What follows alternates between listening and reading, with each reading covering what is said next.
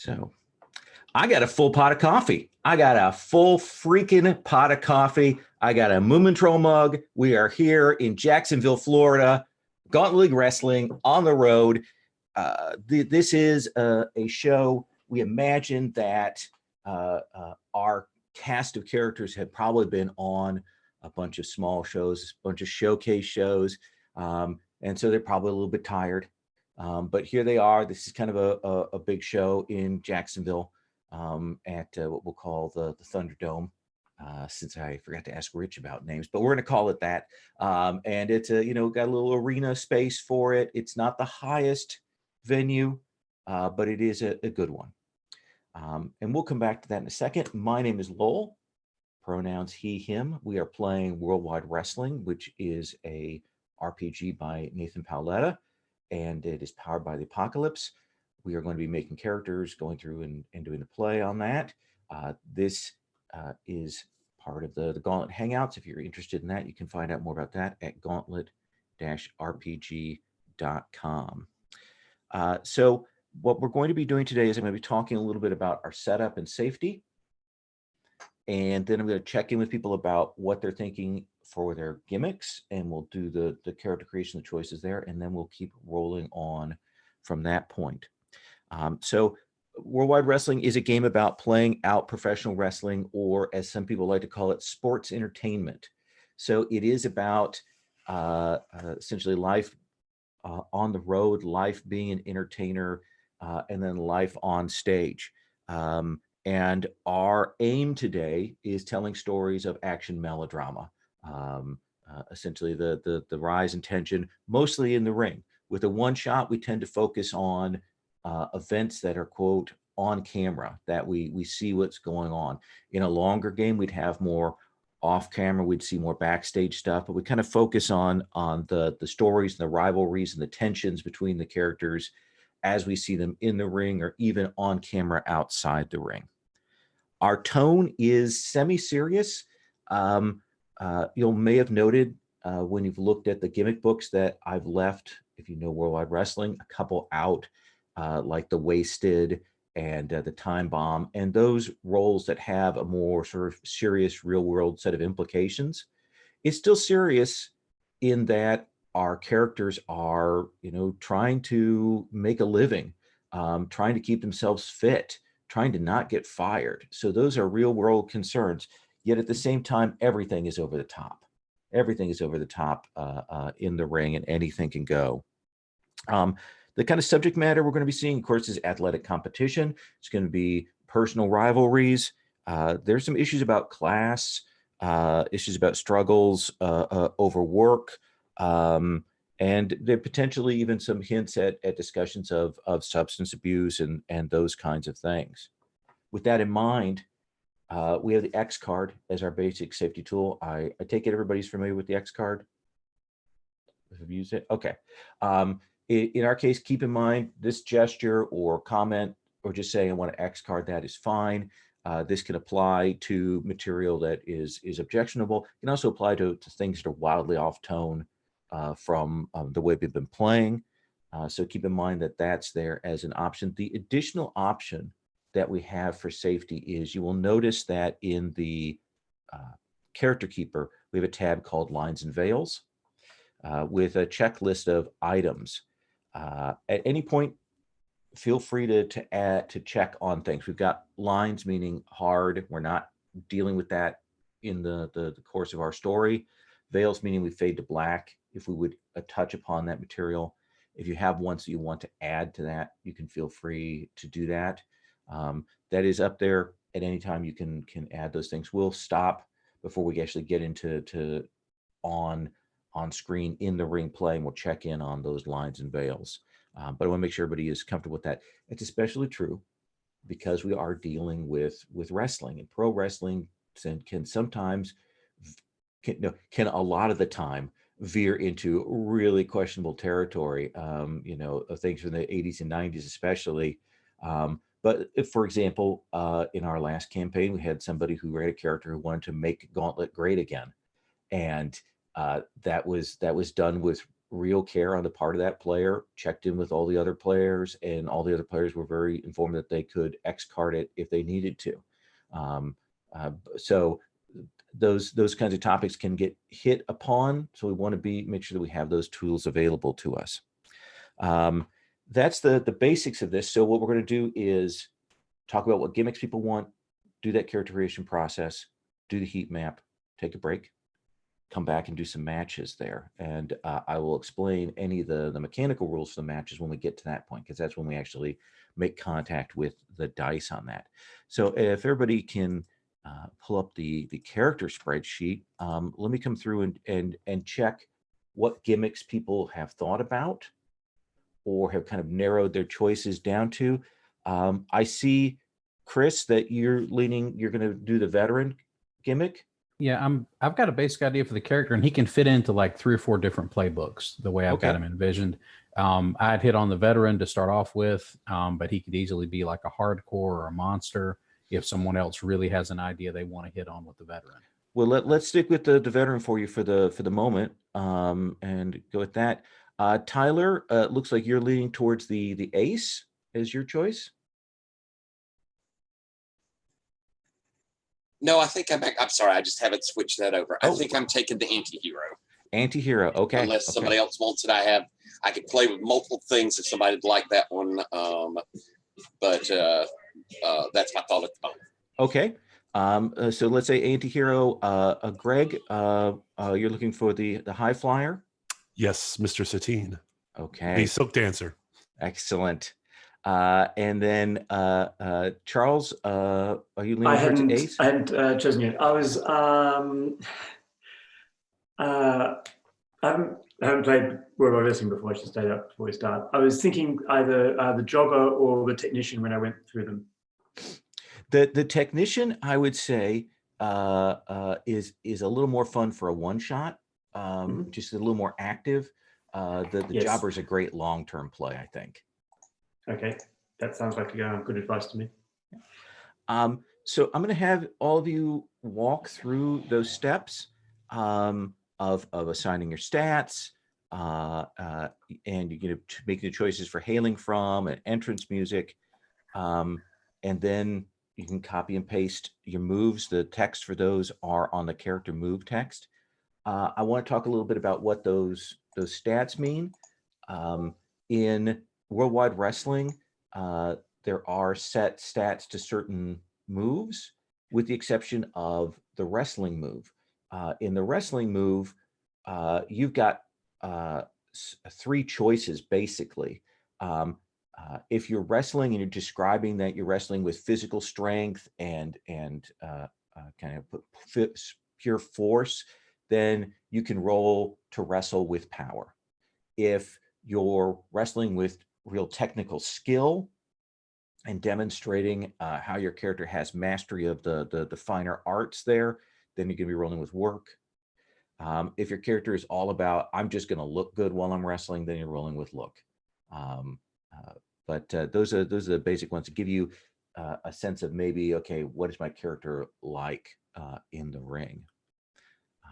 But I'll have you make those choices, get those assigned. And if anyone has any questions about what things might mean, I can answer those. I'm going to give a couple minutes and then I'm going to talk again about mechanical stuff.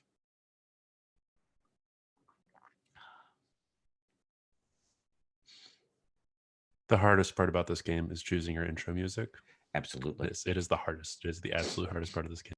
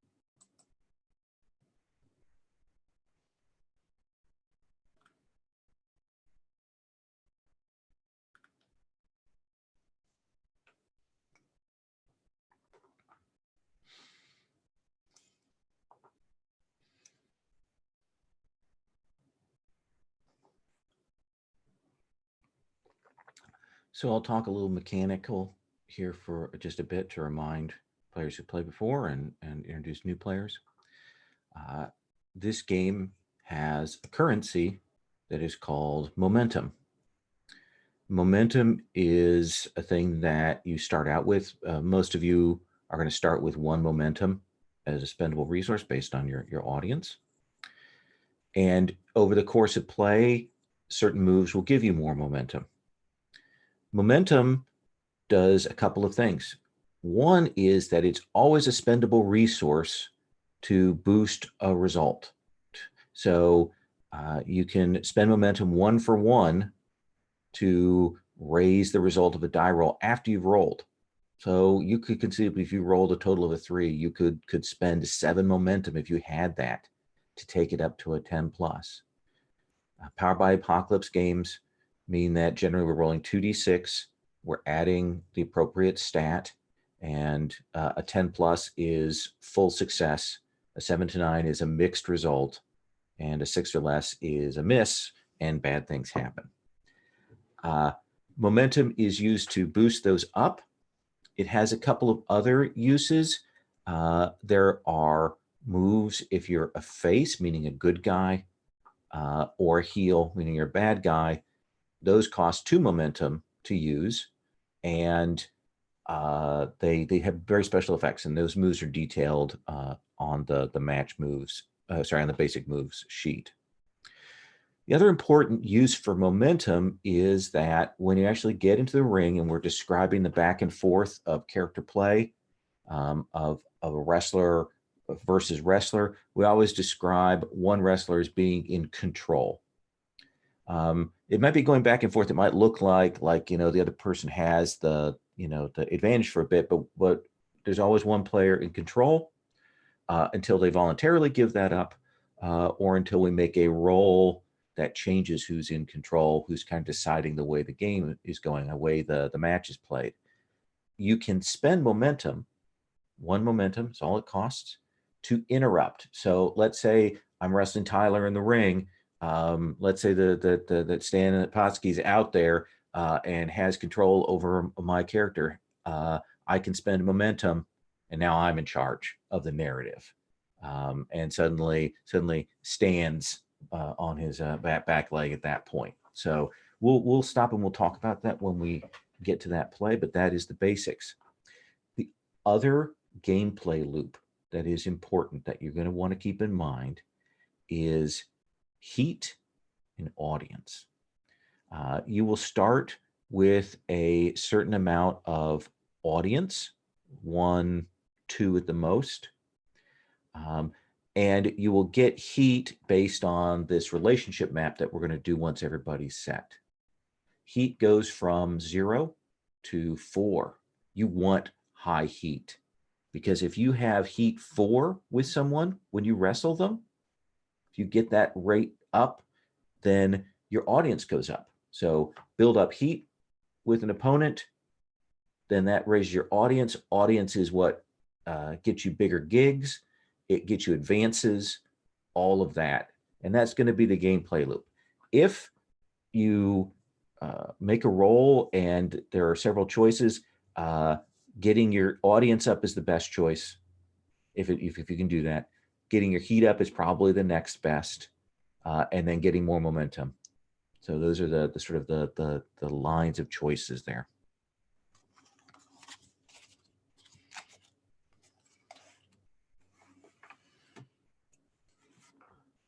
All right.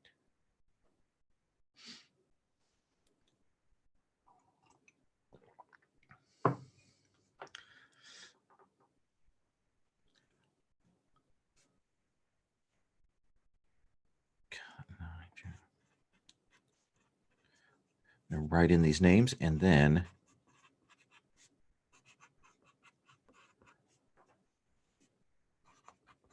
we'll get rolling here.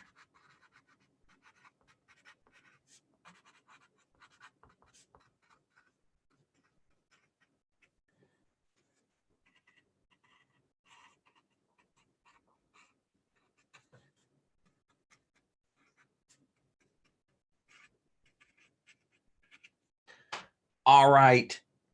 Mr. Newton. Mr. Newton, please tell us about Cotton Eye Joe Johnson. All right. He is a veteran. He is an old school, like big old mean redneck heel. Okay. He is he sort of plays off the sort of new vibe that is coming out of like TV shows like Swamp People and that sort of thing. So he plays off that a little more now than he used to. He used to just be like a big old mean, just a big old mean guy, but he plays into that a little more now. And his style is a whole lot of roughhousing, just punches, stomps, throwing people around, that sort of thing. And he plays up the mean heel. Like he's going to go in there, he's going to wrestle slow, he's going to like grab people's faces, like pull on their ears, rake their eyes, that sort of stuff. And he is as part of this road show, I think, he is sort of leaning into trying to get one more big push, maybe get on for one last leg on a big promotion somewhere. And he's hoping to make this kind of work for him. So he's been around for a while? Yeah, but mostly he's been like on these kind of shows. Like occasionally he'll be on a big local show, or maybe he'll get on one of the traveling shows as kind of a dark match guy. He's a solid guy. He's got his basic fan base. He'll put on a decent match, but he's never had that shine that's really got him picked up by the big boys yet. So is that the thing? He just doesn't have that spark? Is that's what kept him from moving forward? I think so. Like he is sort of locked into this idea of just being like an old school mean guy. Okay. And there's just not a whole lot of space for that as there used to be. Okay. So. And then for moves, you took, you've got your finishing move. You got the Veteran Instincts, which gives you the extra momentum. And then you've got the Barium. I'm actually going to, I think, X card that, because I think that is a move that will probably not come up in a one shot, and you're going to want to rethink that. Is that okay?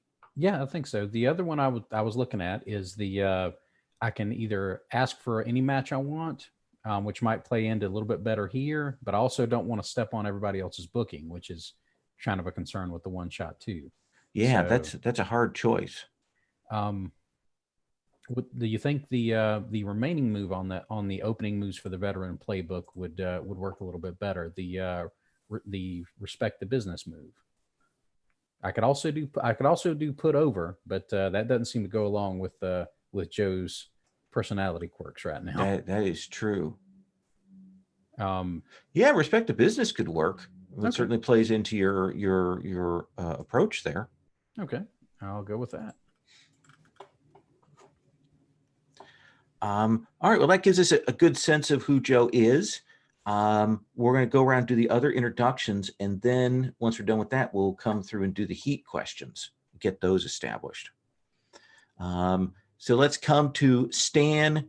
Is it the Working Man or just Working Man? I think it's just Working Man. Just Working Man. Working Man Ponsky. Okay. Tell us about Stan Working Man Ponsky. He is, I'm playing the anti-hero. Okay. He is a face, but I have taken the anything you need to do to win. So I have both baby face and heel roll moves. Okay. His entrance music is Take This Job and Shove It by David Allen Coe. But he is your kind of everyman sort out there working hard, but no matter how hard he works, the man keeps him down. He has to struggle for everything coming up in middle America. He may not be well educated, but he loves his mama. He loves his country. He loves his church, his truck, and he likes apple pie. But he's going to be that hard luck sort of guy that never quite gets ahead. And so it's caused him to he'll occasionally snap, but the fans love it because, you know, they've been in that same position. And he'll rail against management, and probably, if we have any elitist types in our promotion, he definitely will talk about them and their fancy ways, sort of thing. Yes, Greg, I noticed a little of and you got the breaking the rules move, the rules do. what rules. That's a good one.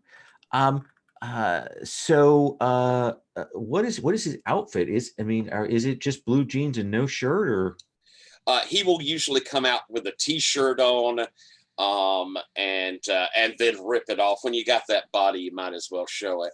Mm-hmm. And the ripped up blue jeans. He wears wrestling boots, but they look like work boots. He is occasionally known to bring his tool belt or hard hat out with him, and will use those occasionally if he needs to. I mean, rules are made for people who finish 8th grade. Fair enough. How long has he been on the circuit? How long has he been with the promotion, you think? I think he's been around a bit. He's, okay. You know, he's in his early 30s. I think he's been wrestling a good 10, 12 years. Okay. All right. Well, we'll come back around to you on those heat questions then. Cool. Greg, tell us about your high flyer. Hi, Greg. He, him pronouns. I'm playing Mr. Satine, who also uses he, him pronouns. High flyer. I'm going back and forth between heel and Rudo. I can't remember exactly what the rules are for Rudos. Mr. Satine is the high flyer gimmick, so he has like this absolutely ludicrous entrance where he comes down on his silk. He was a silk dancer before he started doing wrestling, and he enters to Pavarotti music. Sort of imagine him as I don't know all the like wrestling history, but he is like the over the top, effeminate but still very masculine wrestler, and definitely positions himself opposite of these working men with their backwater ways, and why can't they be more classy? And high flyer, get the human highlight reel, which is yes, always fun.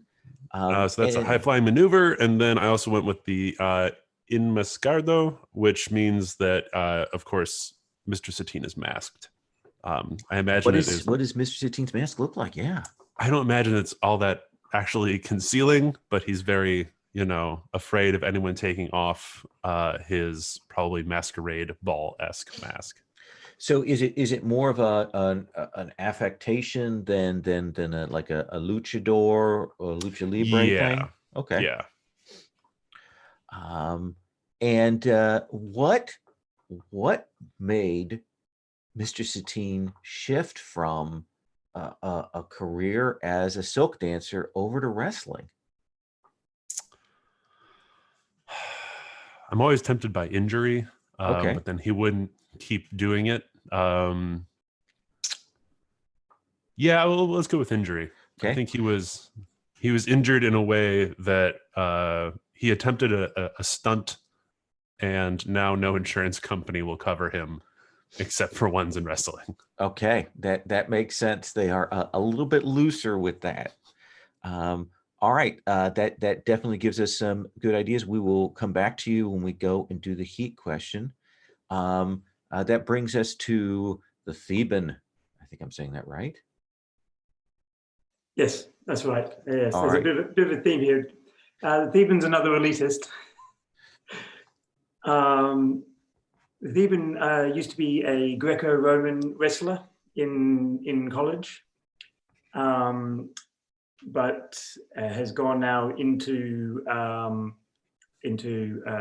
wrestling, and plays quite an arrogant character. That he knows how to wrestle properly, and is here to help the other wrestlers. Why you went from? Oh, sorry, go on. Oh, go on. No, go on.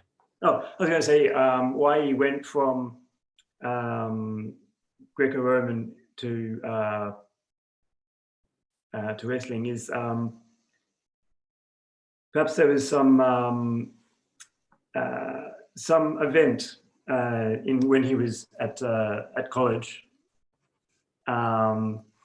that got videotapes, him being very arrogant and being shown up, and as a result, he's not taken seriously in the college athletics world. So he moved into wrestling. Had a promising career. He could have been an Olympic level, but just this one mistake. Now he has to pursue this career. Tell me, how do you think the Theban is dressed? What kind of outfit would he wear into the ring? I would say he comes out in that helmet. That's actually a Corinthian helmet. Okay. Oh, sorry, that's the Theban comes out with the Corinthian helmet. Uh-huh. And oh yeah, he's not. Yes, yeah. I think in the sort of what they, I'm thinking like it annoys him because he actually studied perhaps classics at college, and so he knows it's wrong, and that annoys him somewhat. Actually, give me an idea for interest music.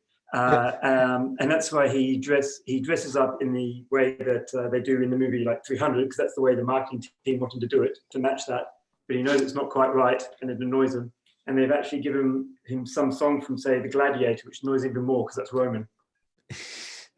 That is excellent. The battle against anachronistic materials. So do you think the audience perceives him as a good guy or a bad guy? Is he a face or a heel? I was thinking a heel. Okay. Does that fit? Yeah. Yes. We can certainly work with that. At this stage, at least, he's a bit too pretentious. That's true. We've got a lot of bad guys on the table, which is fine. So I think that gives me an answer there. We're now going to swing back around, and we're going to do heat questions. You'll see in the gimmick book you have a set of heat questions. You'll look at them, and we're asking about other wrestlers. You can say, oh, I think this absolutely fits for X, and ask a player, or you can just throw it out there and say, who do you think this is? When a question is answered, let's say Tyler throws a question out and Chris, says, oh, that's me. Tyler marks one heat, and Chris doesn't mark anything, so it can be asymmetrical. You will also mark at the start one heat with your opposite number. So all the heels will mark one heat with Stan Potsky, and Stan Potsky will mark one heat with all the heels. So Tyler, what is your first heat question? Oh, I changed my order. I'm going to go back to Chris Newton because I've got my order, and I'm just about to break it, and that would shatter the whole illusion of this play here. Cotton-eyed Joe Johnson, tell me, what's your first heat question? Who am I keeping out of the spotlight? Ooh. Anybody want to take that, or do you have a suggestion for that, Chris? Well, given his old school leanings, I think he's probably trying to push Mr. Satine with this fancy Mexican mask business. He's trying to kind of push that to the background because he just thinks it comes off a little silly. I love it. I'll take it. So one heat with Satine. And then your next one? My next one is, who is my protege? The Theban. Yeah, I'm thinking that would work because the Thebans kind of got an old school leaning to them, like with this Greco-Roman, like traditional athletic background, and that's always been like a good sure path into becoming an old school great wrestler. So I think he's definitely pushing in that direction. Does it work for you, Charles? Okay. Yep, that works for me. Excellent. And then your next one? Who is undercutting me?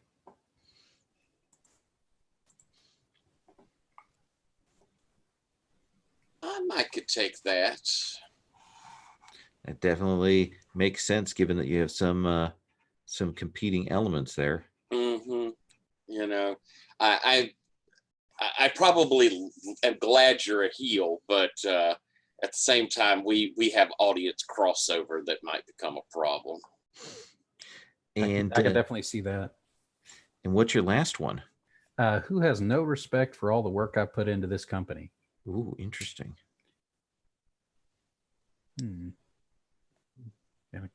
Everybody's kind of gotten one already, I think. Yeah, we can always have a second one on these. So,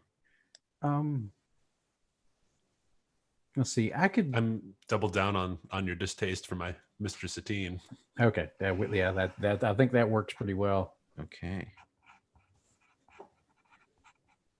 Now, would I give an additional heat to Mr. Satine? Absolutely. Yeah, Okay. that builds that up. Okay. You could have one person answer all of those questions and start at heat 4. It'd be a little weird, but it could happen. All right, that gives us all your heat questions. Let's come to Stan Working Man Potsky. Alrighty, let's see here. My first one is, where are they? There we are. Who did I have to kick the shit out of to show how badass I am? I could either see that being Joe or the Theban, one of those two. I don't know. Theban, what do you think? You've got this very classic style of wrestling. You're probably quite capable of being a hooker if you needed to like catch somebody and work them up. But I think that I just came at you in that crazy Street Fighter, bar fight style. You think that works? And it was just so unorthodox that, like, holy crap. You confused me. Perhaps in one of the earlier fights, when I still didn't know how it worked, and I was trying to do it but just completely the wrong way. And you took me apart. Excellent. All righty. Excellent. My second one, let me put that, go ahead and mark my 2 there for the Theban. My second one, with whom do I have a reluctant alliance? I could see that going with Joe, given the fan crossover business. And that sets up a lot of friction between us as well, since we already kind of have that little bit of history there. I like that too. I could see that where, we get thrown together here and there, and it can be backstage a little bit as well that, we probably make good heat when we go at each other. So, all righty. Wardrobe makes you share stuff. Yeah. Yeah. All right. And who do I think is a slave to management? That could totally be Mr. Satine. I think so too. That is definitely appropriate there. And my final one, who wishes they were as cool as me? Anybody want to grab that one? I could see Joe having that envy there. Like if nobody else wants that one, because you've got that something that Joe doesn't really have. That's sort of like that sort of catch with the audience. And they call it looks, youth, and talent, Joe. Yeah. So if nobody else wants that, Joe will definitely take that one. Excellent. Cool. That's my heat questions. Excellent. That gives us a good range for you. Let's come to Mr. Satine. Mr. Satine, what is your first heat question? Who always has my back? Nobody. None of you have my back. No. I was actually thinking the Theban might. There's a certain, we are the more cultured ones. And perhaps we share a love of Roman opera off stage or something. Yep. Okay. Okay. Well, no, sorry, Greco. So it would be it's Greek theatre. sorry, look at me being anachronistic. Greek literature. There we go. Okay. Excellent. All right, so I take one heat with the Theban. My next question is, who mentored me when I first joined this roster? It's probably been a bit of a switch around from that, but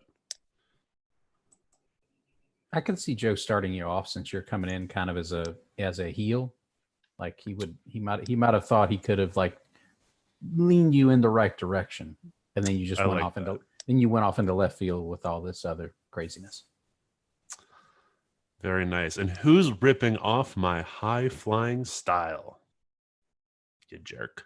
Okay. Was the Theban attempting that? Yeah, I think the Theban might be attempting that because seems to fit a bit. So you see what it does, gets the crowd going. And who wishes they could do what I do? Oh, I think I got to take that. All right. I'm probably a ground pounder, and seeing you do all these high flying, cool moves, just wish I could do that. I love it. Oh yeah, I forgot that one for Cotton Eye Joe. There we go. All right. And you have one more? Nope, that's all of them. Okay. Then let's come to the Theban. What is your first question? Who was holding me back as my tag team partner?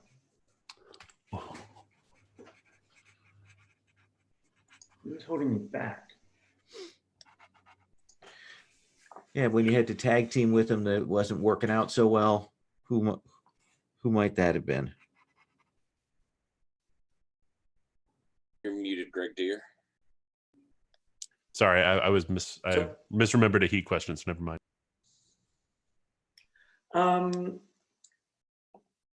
I could take it, but I don't know if they'd have thrown us together or not. I mean, I can see Joe doing that, or I could easily see Mr. Satine doing that because both of them would.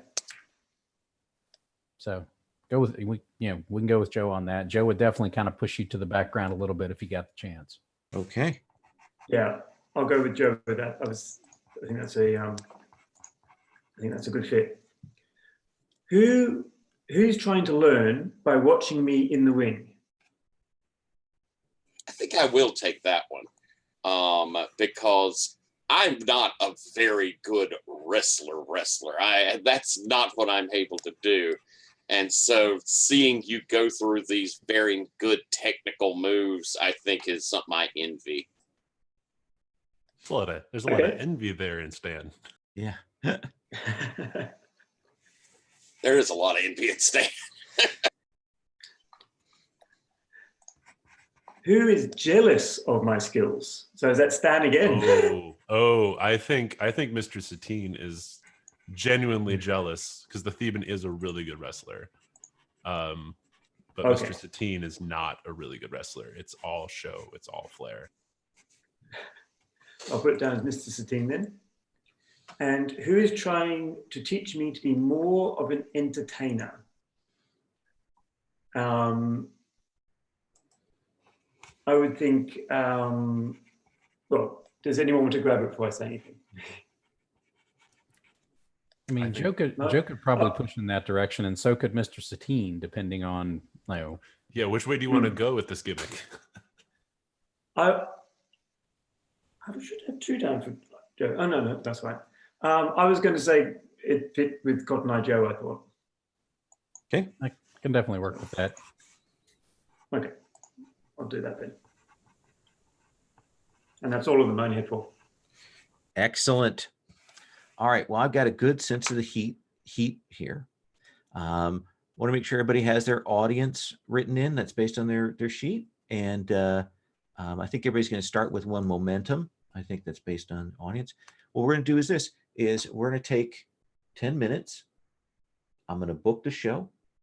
This will be a break. When we come back, we'll kind of do the setup, the previously on. We'll set up where we're at. We'll do some matches. We will probably take a second 5-minute break. And we are going to play that out. I will kind of tell you the booking of what the matches are, but not who's been booked to win when we come back, and we'll get rolling here. So let's take 10. I can do my booking, and then we'll come back.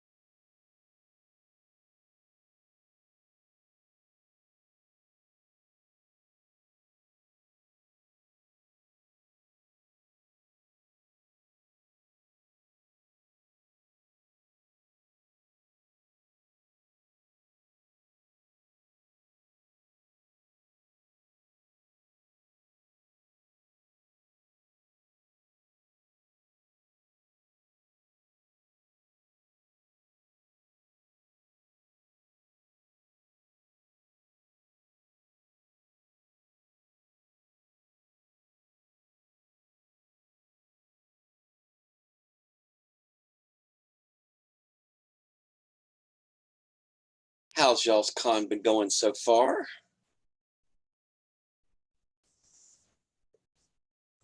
So far, so good. This is my first one, so Oh, well then you starting off on a high note. yeah, this is my first Gauntlet Con game, or this year anyway.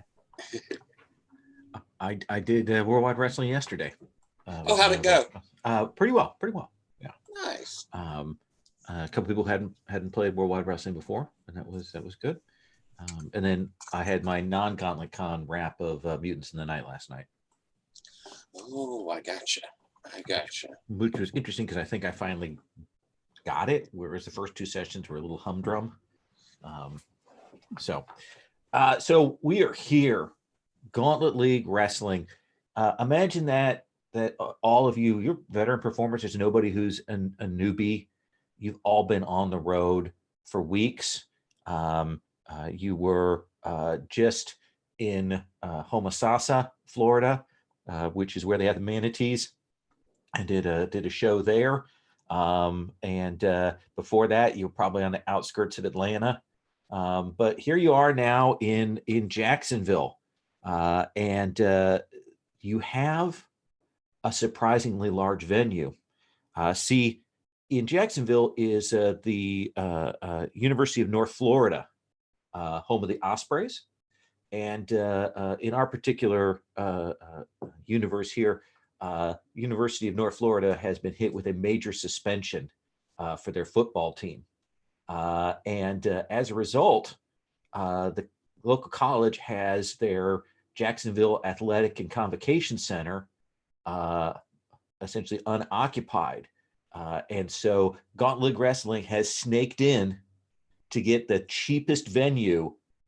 It is well oversized for the crowd that you're going to get, but you've got a big venue with all the lights and the racks, and they've got an actual jumbotron and things like that.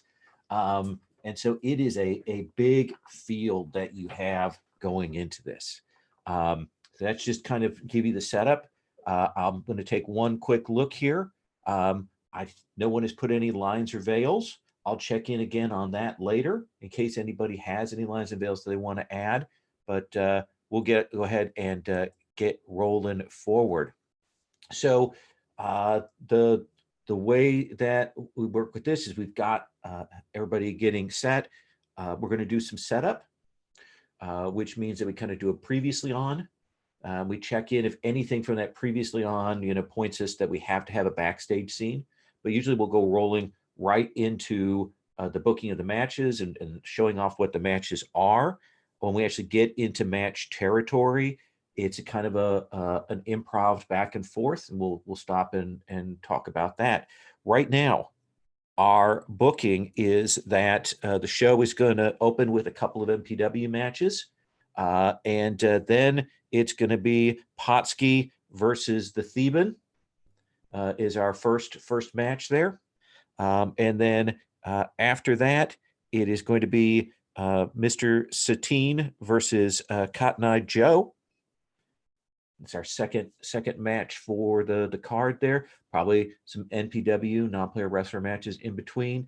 And then Wolfpack House is still talking with creative, but there's going to be, assuming there's enough time, there's going to be a bigger event. Apparently there's some argument backstage about whether it's going to be just a good tag team match or whether they're going to pull out all the stops and go for the gauntlet gamble.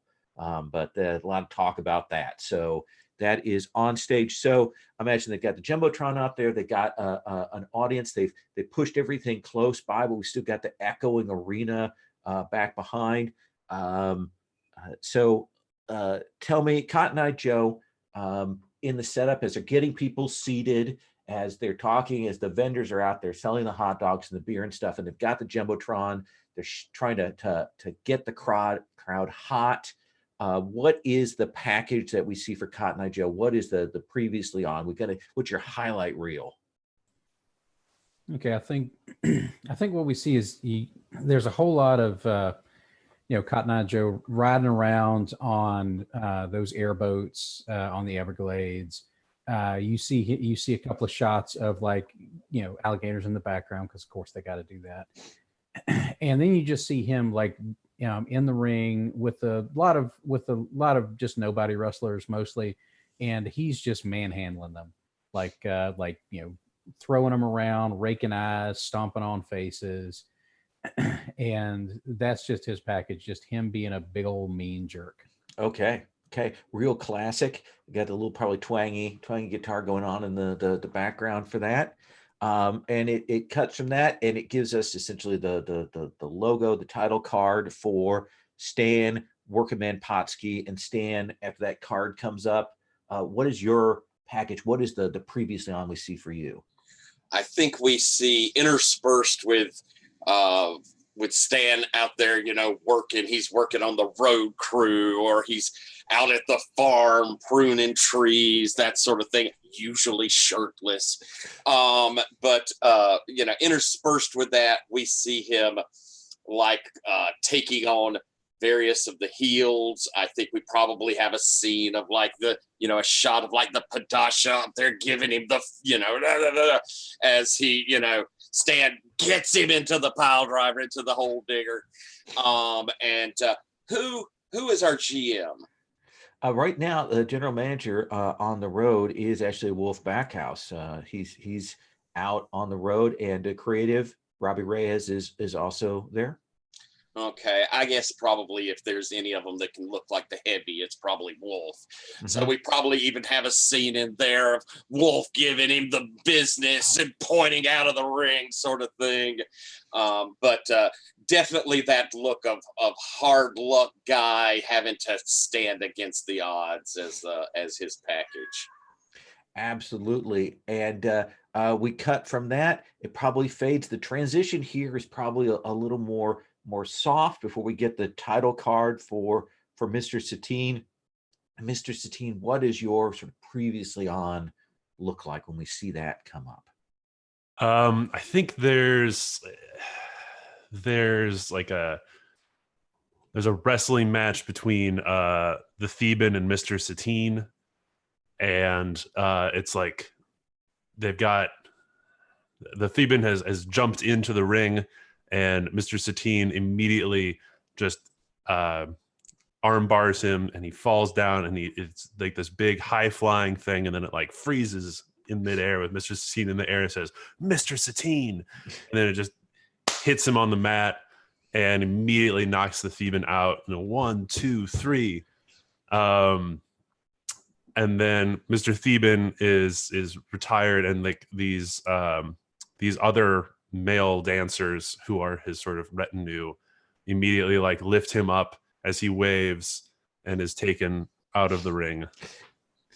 Excellent. So you have a cast of a pseudo entourage that they pull for you.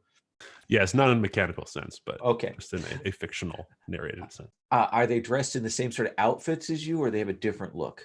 Absolutely, they're dressed similarly, but they have different tights on, different color. I'm not Excellent. trying to pretend. I'm not going to do like a false something. I am me. Absolutely. And then it cuts from that. We probably get the title card change. You probably hear Mars, the bringer of war, from Holtz the Planets, before we come into the Theban. And what's the previously on we see for the Theban? You see the Theban standing in his costume, staring into the distance on a hillside, like preparing himself for war. And then some previous shots of him in the ring, fighting someone, and then he sort of stops and tries to critique and help the person in his obviously inferior technique in the middle of the match. Look, you're doing that wrong. This is how you do it. Try it now. Try it again. And then, no, not good enough, and takes him out. Take him to the mat. Absolutely. And by the time this package gets done, they've got people seated. We open up this show with a classic luchador battle. We see El Toro versus Gargoyle Lord to kind of start things out, to get that set. Then we'll see Rattler Queen and Serious Business, to the important women wrestlers in Gauntlet League Wrestling. We'll go at it, and then we go backstage, and we're getting set up for this first match between Potsky and the Theban. Is there anything you want to call backstage scenes, or should we go ahead and go into the promo stuff? Let's go into that promo stuff. So Potsky getting set here, and they've kind of cleared out, and we come to your package, your setup. Is it a backstage interview? Is it shots of you in the locker room? Is it a pre-made thing? What are we going to see for you to hype your battle with the Theban today? I think it's an interview, good old-fashioned interview. Okay, Victoria Onyx, little sister Vicky Onyx is on the road, and so she's there. She's got the little thin mic. It's up there. She's a little nervous. She's only done this a couple times now, and she's like,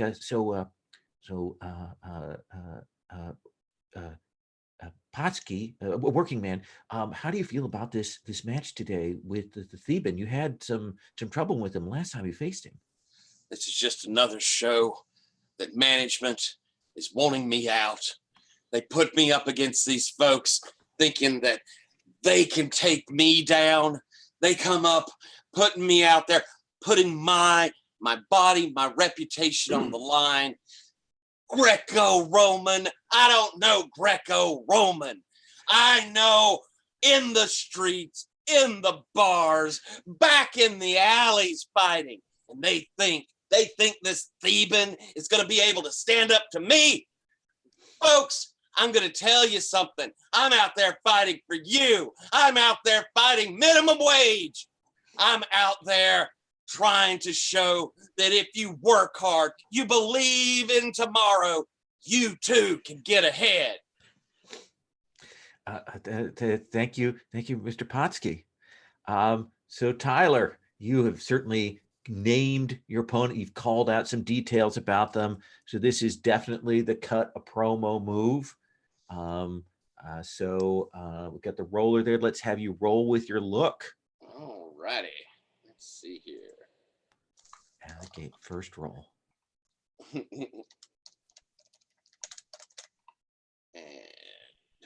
somebody took my purple dice. It's probably more appropriate for Mr. Satine anyway. I think I'll go with khaki.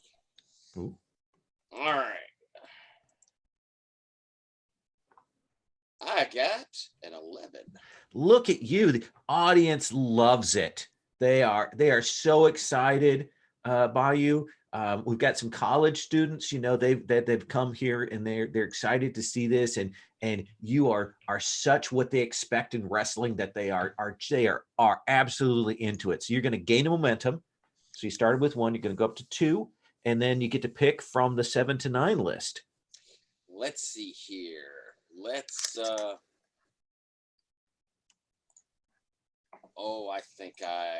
I think I want to add a stipulation. Oh, what is the stipulation you're adding to your match with the Theban? This is going to be a work site battle, meaning that you can bring any construction tool into the ring and fight with it.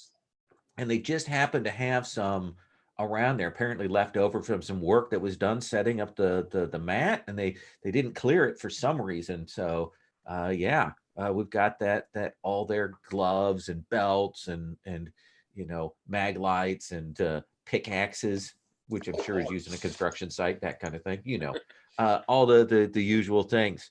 So they cut from that to the Theban.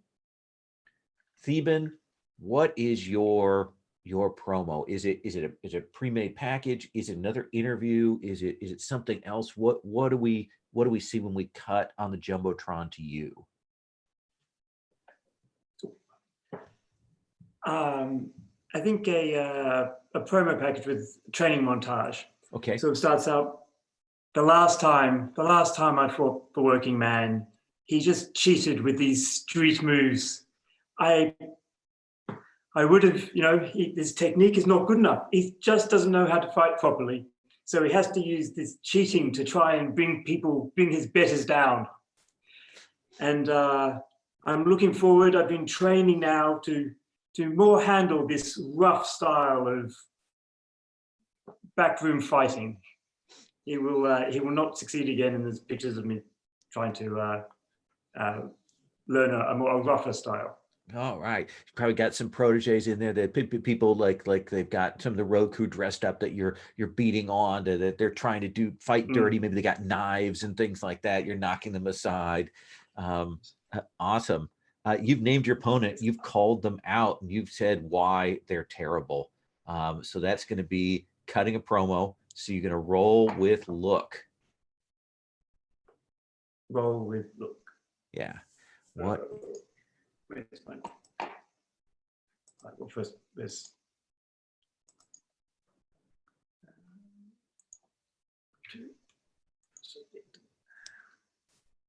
Oh, it's come on top of the other one. Oh, you can move them aside. Oh, okay. I don't know what I rolled because they've appeared on top of the previous one. Sorry. Oh, pull a couple aside. Oh, it says last roll total, so up the top. So that must Oh, be okay. Oh, so 7. 7. And my look is -2, so 5. Okay.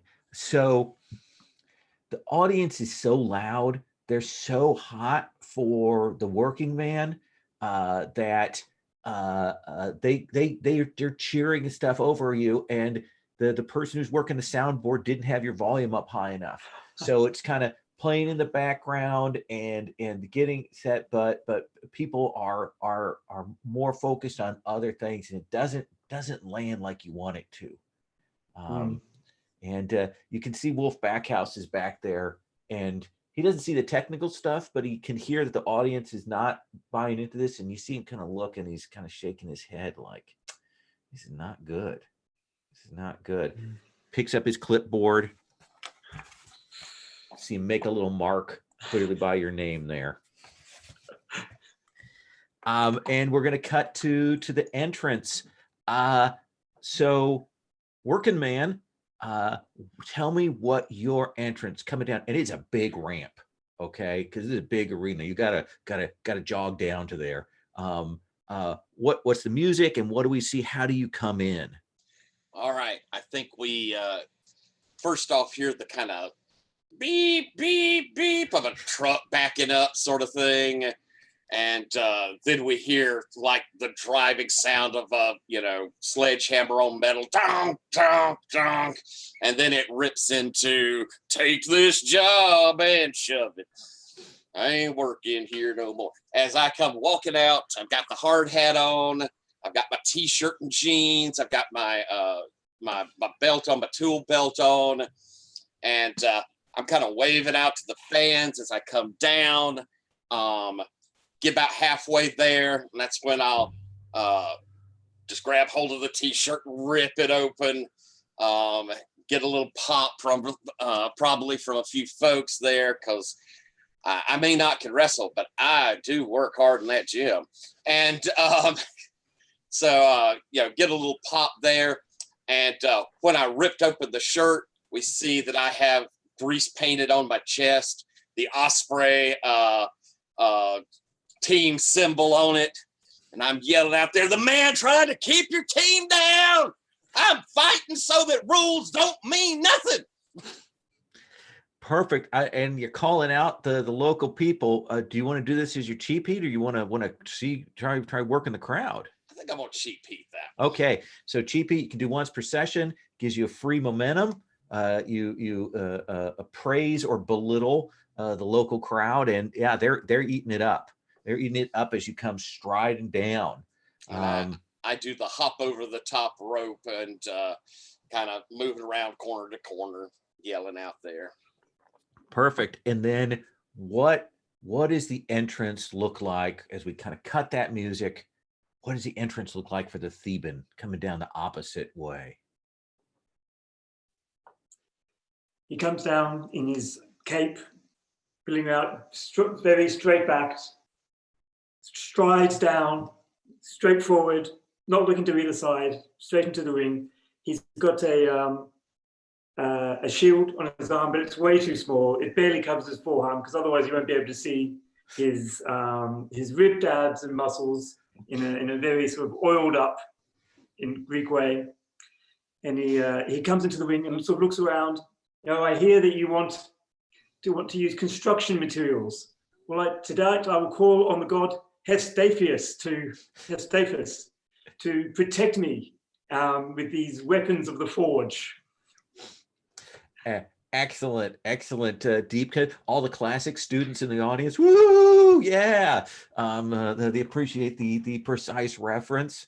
So we're about to get started with the match. Now, while the match is going on, we have an announce table. That means one or both of you can be on the announce table. How do you guys feel about that? Who wants to do announcer? I'd be happy to do it. Okay. Greg, do you also want to be on the table? Oh, yes, of course. It's one of my favorite parts about this game. Absolutely. So the announce table, we give them a chance to kind of set up the match.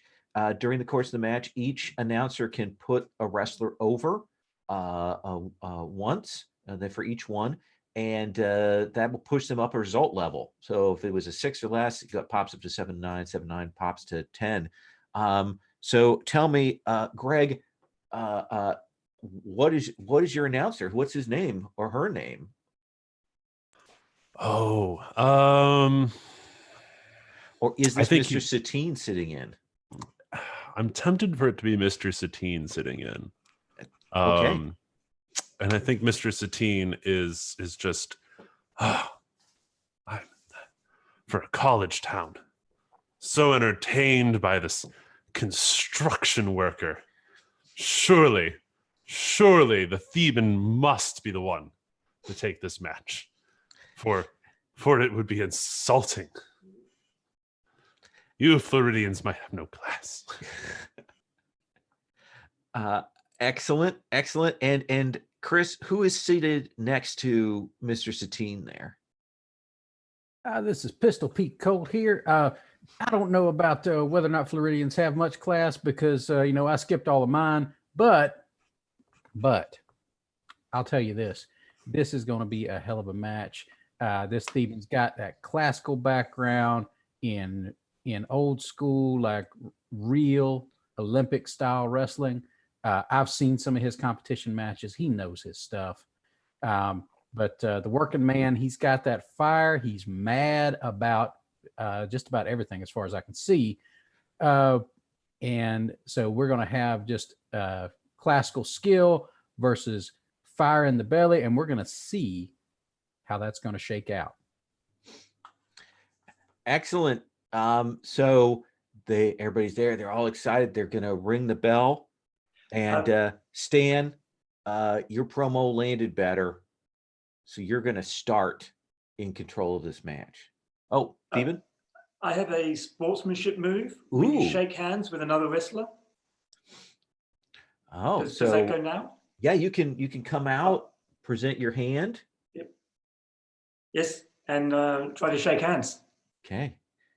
I think working man looks up and kind of looks at the audience, which I imagine are going, no.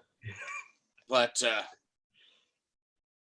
he'll reach out. A man that wants to shake hands at the beginning of the match, that's only right.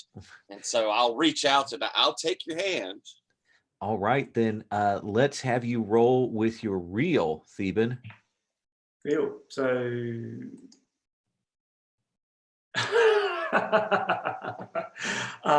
4.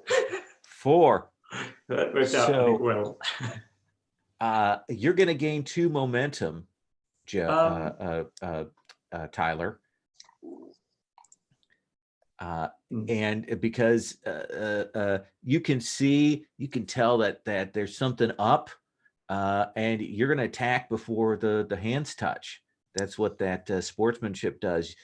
So what is that? What tells you that you've got to strike here before the Theban can get the edge? I think that as I'm reaching out my hand, I could kind of see Theban, like clenching up his other hand like he's going to hit me. And the audience, of course, still yelling, no, no, no. So I think that as he, reaches out, just a kick to the gut instead is what Working Man does there. And the crowd eats it up. Oh yeah. And what is that transitioned into? What is this first sequence that you have control over? All right. So kicking into the gut gets him kind of bent over. I think I'll do a little step back and then come running in with that forearm right to the side of the head to knock him down, and move from that to bouncing off the ropes and coming down with a knee drop to the chest. My hard hat having flown off over to, it's now laying off in the corner. And with him stunned there a moment, I think I reach into the tool belt and I'm going to pull out my hammer. And pulling it up, and I get on top of him and I've got it raised up above him and like I'm fixing to just clobber him right in the head with a hammer. Oh my God. And as I'm fixing to come down, I think Theban does this really nice little reversal to kick me off and catch me right on up into an arm lock, and the hammer goes flying and hits the outside of the concrete. So you hear it go conk, conk, conk. Some people go, "Oh my God, it was real!" And he's got me in that ankle lock, and I'm selling as I claw my way, get to the rope, which causes a break. Get up, they pull the Theban back. I get up stumbling. And as Theban comes in, prowling straight and looking like he's going to just murderate me, I think, catches me, gets me into this, moving up into the full Nelson, got me behind. And that after all these years of working, that's when my trick knee kicks in. And I back kick him right up into the crotch. Okay. So does that feel like, is that power, or is that work, or are you demonstrating your character here? What do you think? I think I'm demonstrating the character here, a little bit of the, anything to win sort of idea. So let's have you roll that wrestling move with look. Okay, I'm going to, God, I'm so used to purple, I just click Mr. Satine's dice. I will re-roll my dice now. And that's an 11.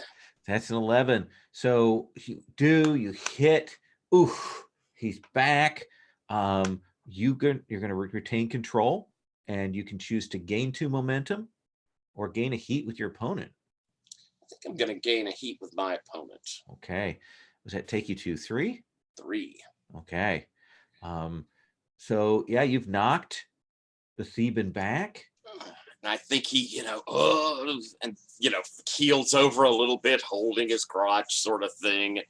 As I, having this momentary chance to get ahead, I'm going to come running across to, elbow drop, get up, super quick, maybe even like a little jump up sort of thing, and run over, bounce off the ropes, come back with another elbow drop, because I'm not a great wrestler, and hop back up, and then come running back over doing the drop knee.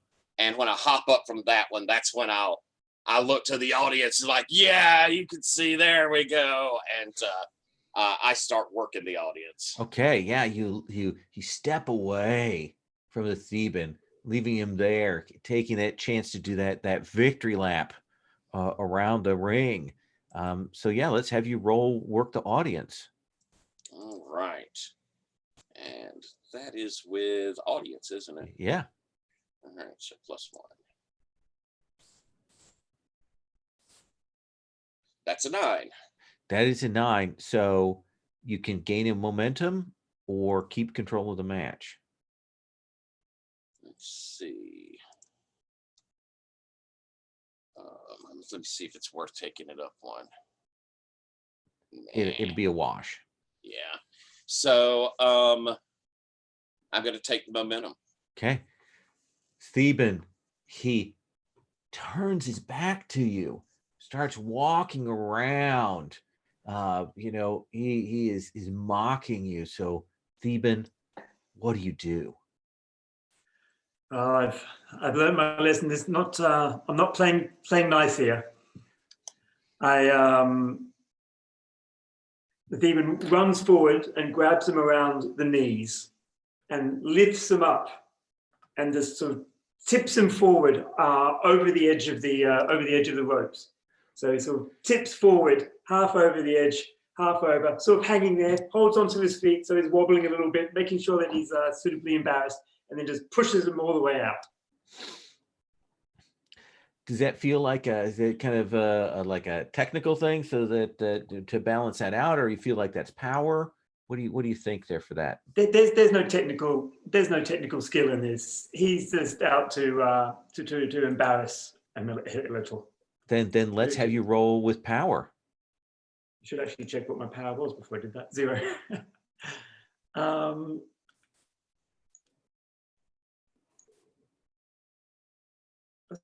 I don't think I'm using this roll for party thing. If you got dice there, feel free to roll your own dice. And you could click your 2 that you have already there, and then hit reroll selected. Oh, reroll selected. Well, because I now have lots and lots of dice here. According to last room total, I rolled a 5 again. Okay. I'd love to put the Theban over. Excellent. So give us the patter here that helps people buy into the Theban's move here. What an Adonis! Look how he lifts him like Atlas holds the world. Excellent. So Theban, it does land better. You kind of throw your opponent out of the ring, and with the 7 and 9 result on the wrestling move, you get 2 choices. You can either keep control of the match, or you can hand control back to the working man and get another momentum. Now you said momentum was very good, didn't you? It is. You can always spend momentum to interrupt, take control, or you can spend it after you roll to boost your roll up. Yeah, I'll take the momentum. That is the smart call there. A working man, you land, hit that mat on the outside. We hear that smack as you land, and there is a Theban up at the ropes, looking down, gazing down upon your prostrate form. And I think I landed all ugly and splayed, made a big old splat noise, and I'm rolling around, kind of like, you know, how much it's hurt me, and kind of roll back towards the mat and roll underneath the ring. And as I come pulling back out from underneath there, I've got a crowbar. And I think as I roll back out and the people see the crowbar, I'm going to hop up quickly and catch that hook of the crowbar on Theban's ankle and pull real quick so that he falls backwards there back into the ring. And I'm going to hop up quick as I can to get back into the ring. And I'm going to come over, and I think probably what I'm going to do is just get that crowbar and have it down across his throat. And like I'm leaning in there with the crowbar, just choking on him. And as just leaning into it, all that. But as I get close to you, Theban, I'm going to say, now, go ahead and take this from me and rock me with it here in a minute. And so I'm choking him down. And that's probably the hit moment, is me trying to choke him out. Okay. Does that feel like look, or are you doing hardcore? I'm probably not hardcoring. That's probably look. Cause, well, let's see. Can hardcore violence? I can't do that. Let's use a weapon, because you're not actually trying to hurt him. Yeah, that is probably what I'm doing there. Yeah. It work real stiff is where you actually like run a real serious chance of injuring the opponent. Yeah, I was for some reason thinking hardcore violence was somebody's special move. Okay, I will do that one and roll with real. Holy cow! I am rolling very well. Now I've jinxed myself. That is a 12. No, 11. Crowd goes nuts as you're doing that. You're going to get an audience, and you get to pick one from the 7 and 9 list on that. Someone gets injured, you gain a momentum, or you gain another heat with your opponent. I think I'm going to take that heat and get it on up to 4. So yeah, you are smoking hot today, and keeping control. You're handing control off. What are you doing? I think I'm going to keep control to help set him up. So okay, I'm going to choking him down. I think once it looks like I've really got him, he might even be, who knows, he might even be unconscious as I get up and I take the crowbar and I kind of just throw it down to the ground, and I'm going to go and do something that clearly is foolish of me. I'm going up to the top rope of the corner. Ooh. And I get up there and I'm gonna do the big spread and kind of flex. No. And I'm leaping off with a frog splash. Oh, that's work, my friend. It is. Mr. Satine has stood up going. Let's see if your streak of good rolls continues. I got box scars. Are you serious? Which gives me a 10. So it shockingly lands. It shockingly lands. You hit it great. And you can get 2 momentum, or you can get a heat with your opponent. I'm going to take the 2 momentum. You have control unless you want to hand it off. Let's see. I'm going to... I think coming off the frog splash, I'm gonna pay off that it hurts me as well, and roll around a bit. And as we both begin kind of staggering back to our feet, it's clear Theban and groggy. I'm kind of clutching chest, holding onto the rope, and I'm handing off. I think Theban's probably meatier than me and could take that easier. Theban, the working man, is staggered. He delivered a clearly unprofessional, rough hit to you, but you shake yourself together, and you have that opportunity. What do you do? I'm getting up, shake myself down, and then as I see the working man begin to do the same, I immediately push him over and put him to a standard Greco-Roman move. But as if I'm slightly, I don't actually know Greco-Roman wrestling, slightly sort of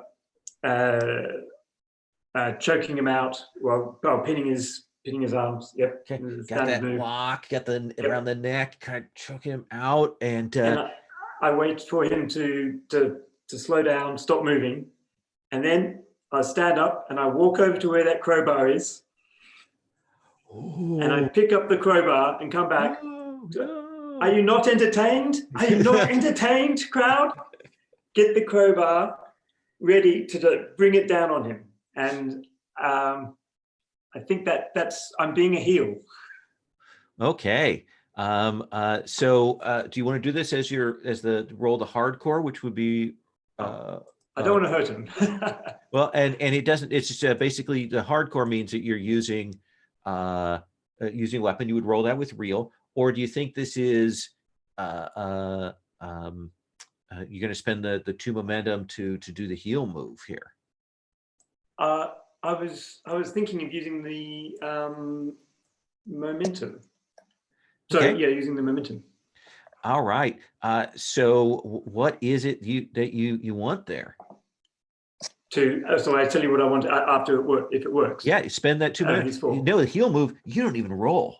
If you spend those 2 momentum, you get to make that pick, and it just happens. Oh, okay. So yes, I want to leave someone helpless. I didn't realize that. So I leave someone helplessly lying on the floor. So presumably that's not permanent. Right. Okay, good. But So I give the impression that he's left helplessly lying on the floor. So I go to bring it down on him, but I don't. I just stop just before. No, that's not fair. That's not a heel move then, is it? Sorry, I'm making up as I go along. no, this is okay. We can roll that into a different wrestling move. Like if you Okay. stop, do you want to like then go for an actual pin, like do the technical wrestling, like show Yes. that So- you're going to do that? Yes, so I was bring it down as if I was going to hit him. Decide, no, that's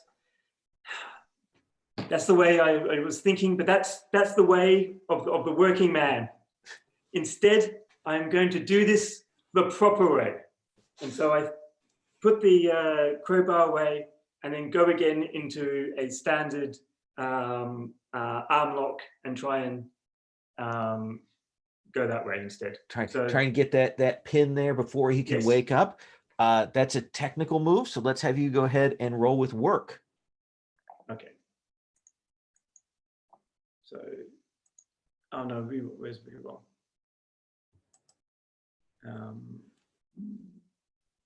The green button up there at the top. So 7 plus 2, 9. 9. You could spend a momentum and take it up to a 10 and hit And really well. And then Yes, you let's do that. yeah. So you'll keep control, and then you can choose to get 2 momentum or raise your heat up with your opponent. I will raise the heat. So we'll go to 3. Okay. And you've got him, he's still locked. I'm sure that the working man is selling it. Oh yeah, I'm flopping around like a fish out of water. Ah! Theban, do you think it's that when you go into this next sequence, it's that the working man breaks out of this, or are you just continuing and switching your lock on him? What are you trying to do? When it looks like he sort of flops around and it looks like it's fairly done, I remember that he embarrassed me, deeply embarrassed me the last time that we fought. Just took me apart. So it's time to return the favor and show him some particular skills. So I let him go, and so I will also climb up onto the thing. I'm going to do to him what he did to me. It's going to be the same thing again. I get up and pile drive him, I think that's called. Elbow. It's the elbow thing, isn't it? Do a big elbow drop down? Yep. Is this something you and he worked out ahead of time, or does this feel spur of the moment for you? I think that this is perhaps spur of the moment. Okay. Then let's have you roll with work. This is technical. This is demanding.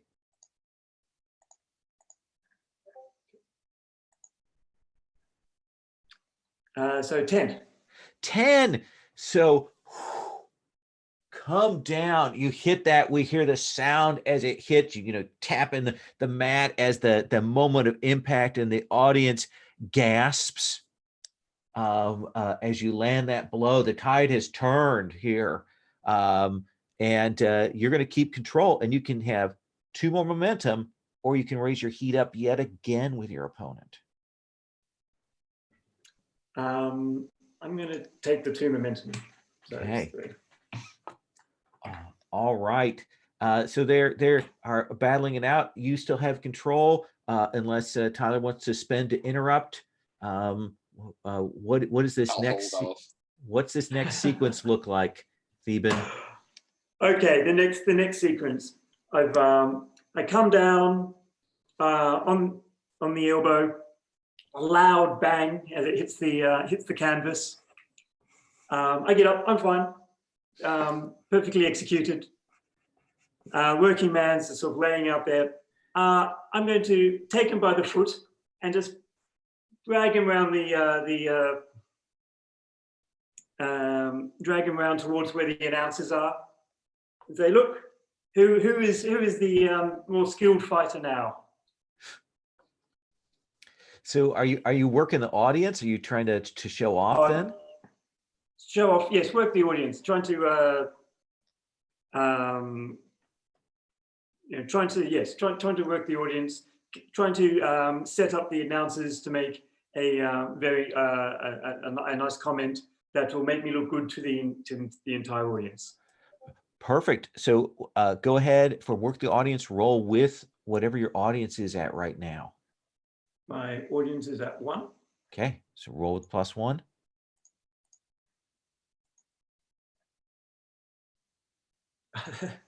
Ten again. Now I'm rolling well. So you get 2 more momentum. The crowd is loving it. What do the announcers say to that? So is that to me?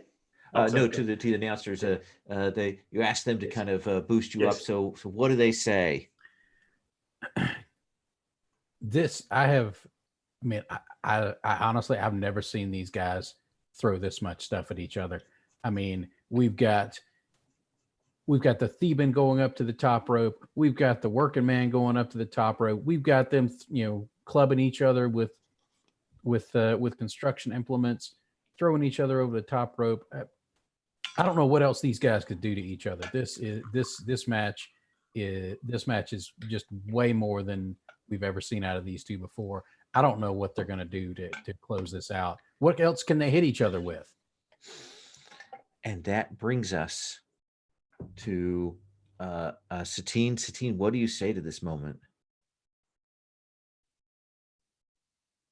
I think it's at this point that Mr. Satine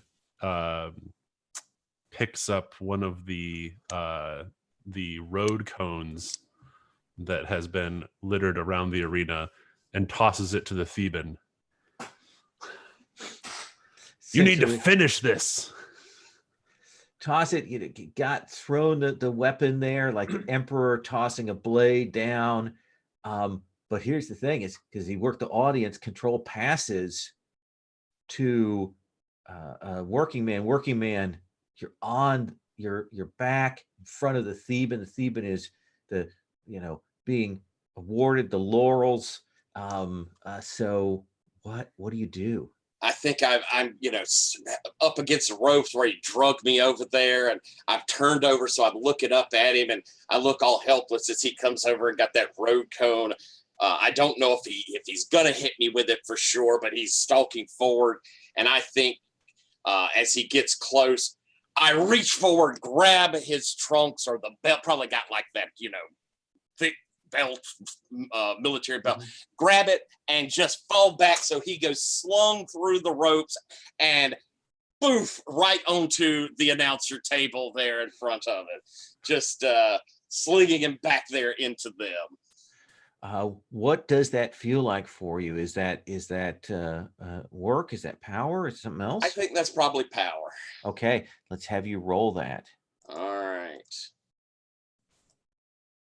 That's a 9. My power is not good. It's -2. That's a 7, but I've got a lot of momentum, so I'm going to take that on up to a 10.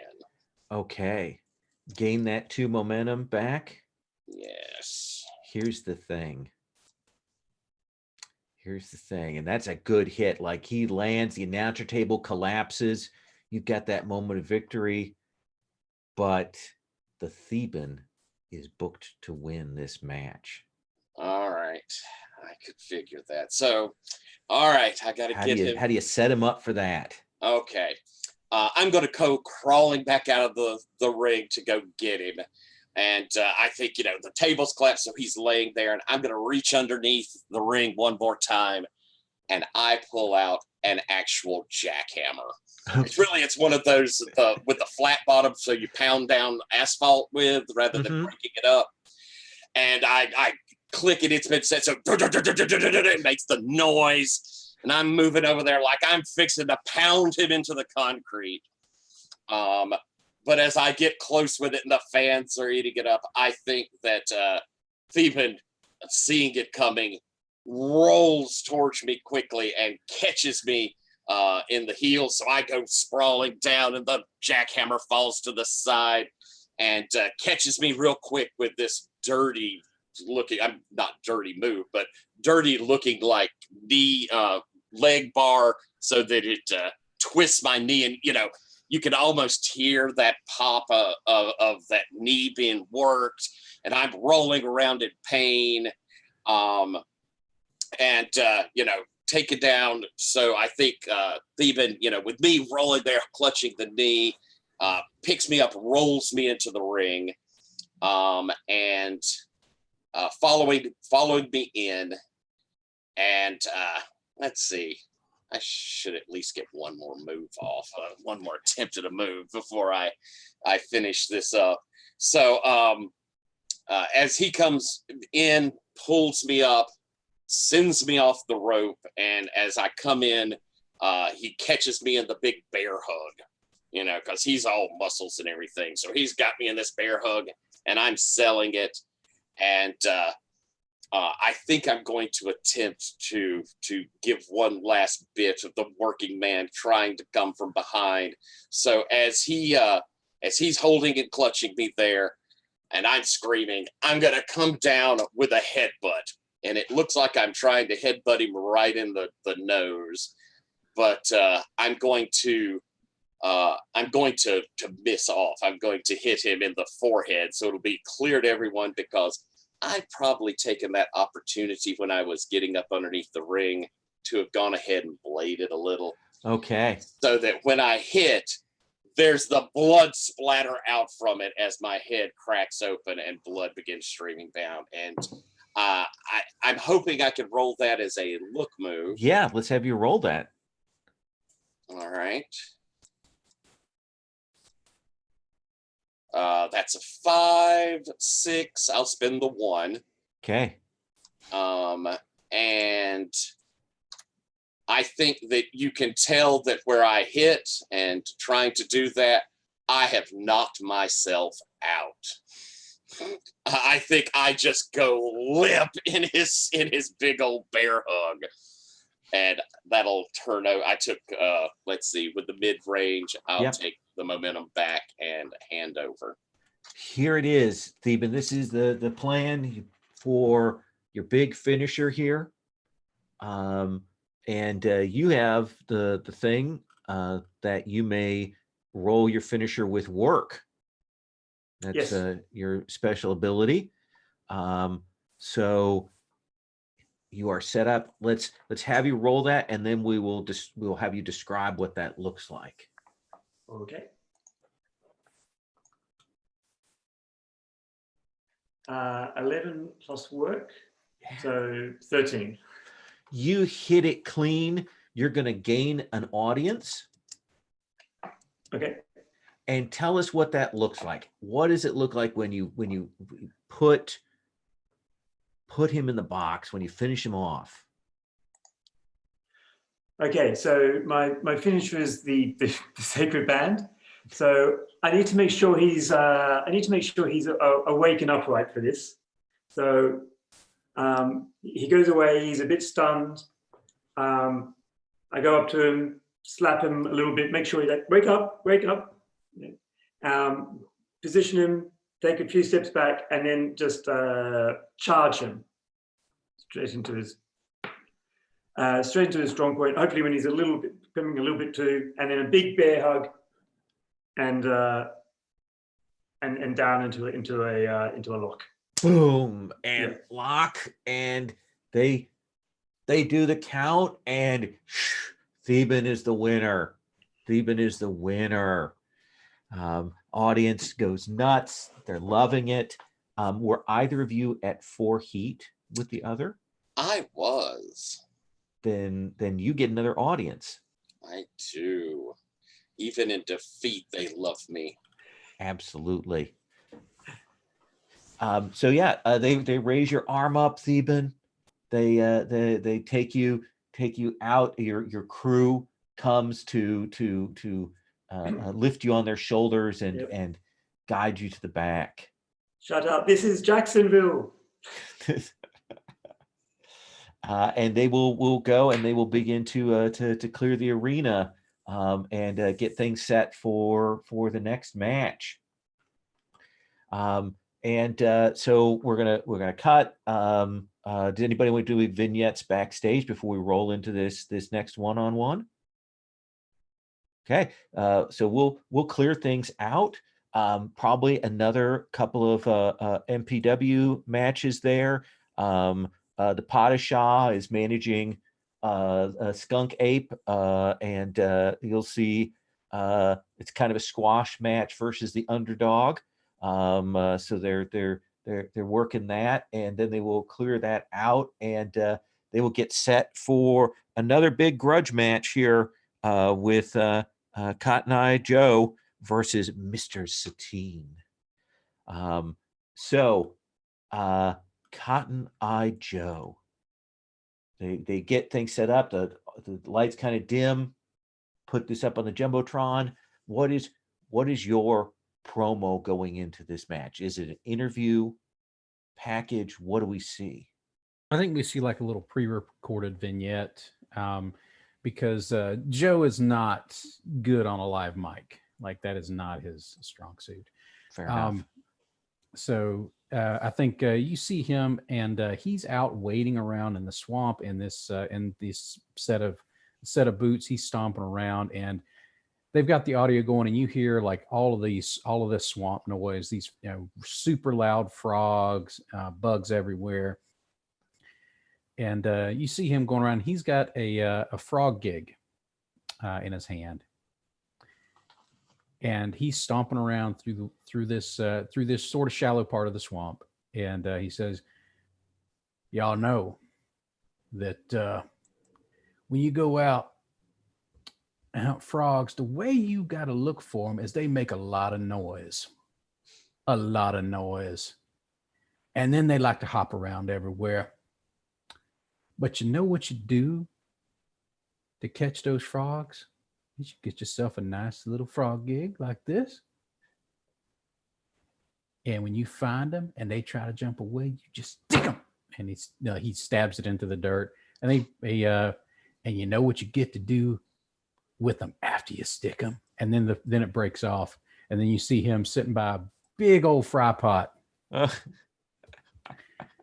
it says, "Then you get to have some good old-fashioned frog legs." And that's what we're going to have tonight. I think certainly by implication you have called out your opponent. Let's have you roll with your cut of promo.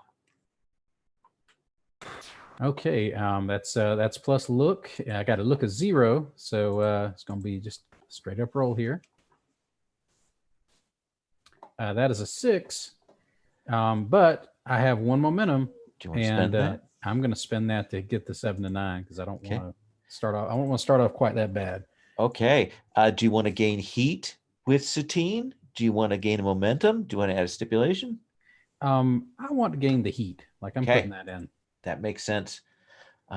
So it lands pretty well. They're excited to see this showdown with Satine again. And that promo will fade out with the sound of bullfrogs in the background, and we'll cut to Mr. Satine's promo. Mr. Satine, what do we see? What is your promo like? So it actually begins in the back of a limo. Mr. Satine is there in his Satine suit. He goes, "Oh, wrestling fans, I wanted to show you something. I wanted to show you something right here in Jacksonville, Florida. Now, I know some of you may work here, but I wanted to give you a change of context about it." And he opens the door, and they're at a cotton factory. Cotton. Yes, you process cotton here at this lovely mill, and I wanted to show you what happens when you beat cotton into submission. When you run it through the mill, and you run it through your cotton gin, and you string it out. Look, beautiful Satine. And he holds up this very expensive fabrics that are rolling off of the rollers behind him. And that's exactly what I'm going to do. I'm going to beat this cotton until it's classy, until it's good, until it's clean like me. Awesome. Let's have you roll with look.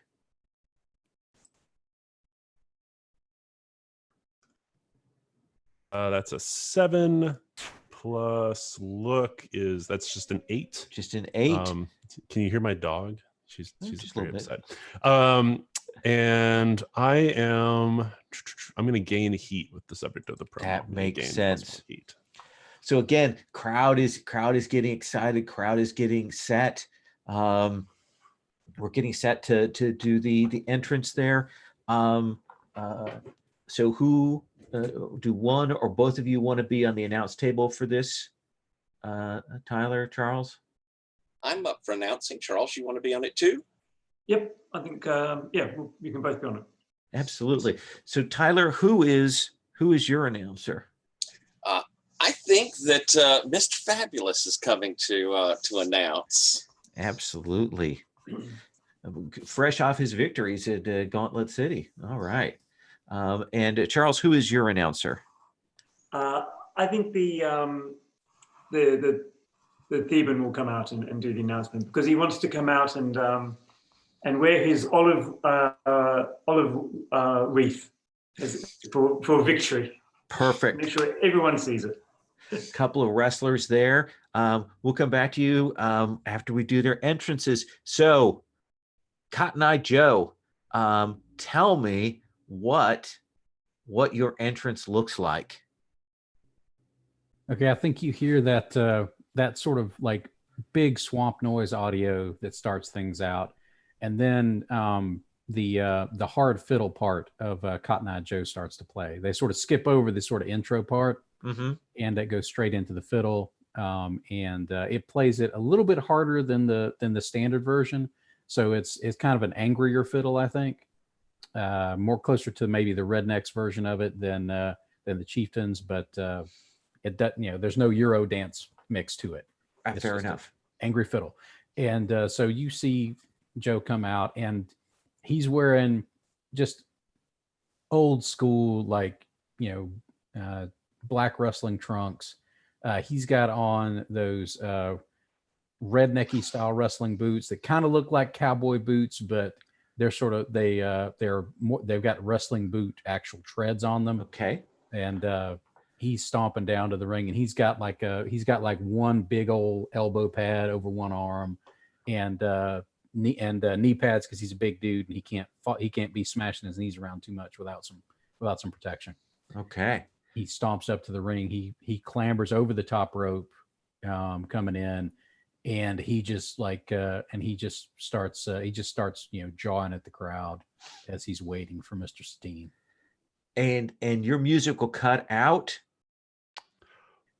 Well, I think what happens is the fiddle music, fiddle, and then it slowly slows down into an orchestral version of Cotton Eye Joe.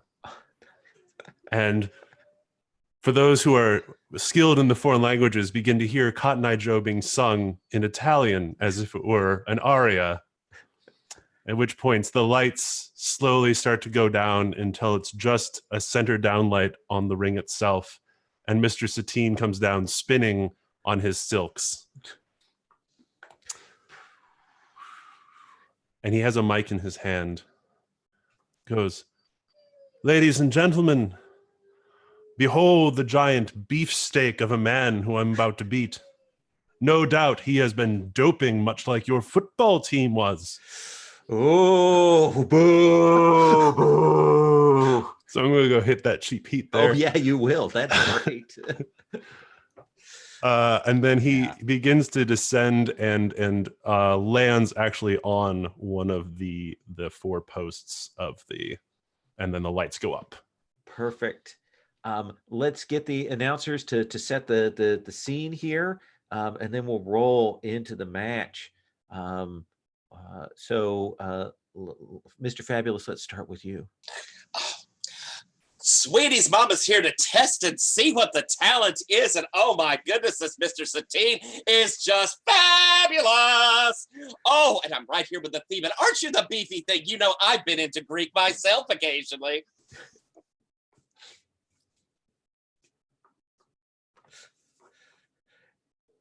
The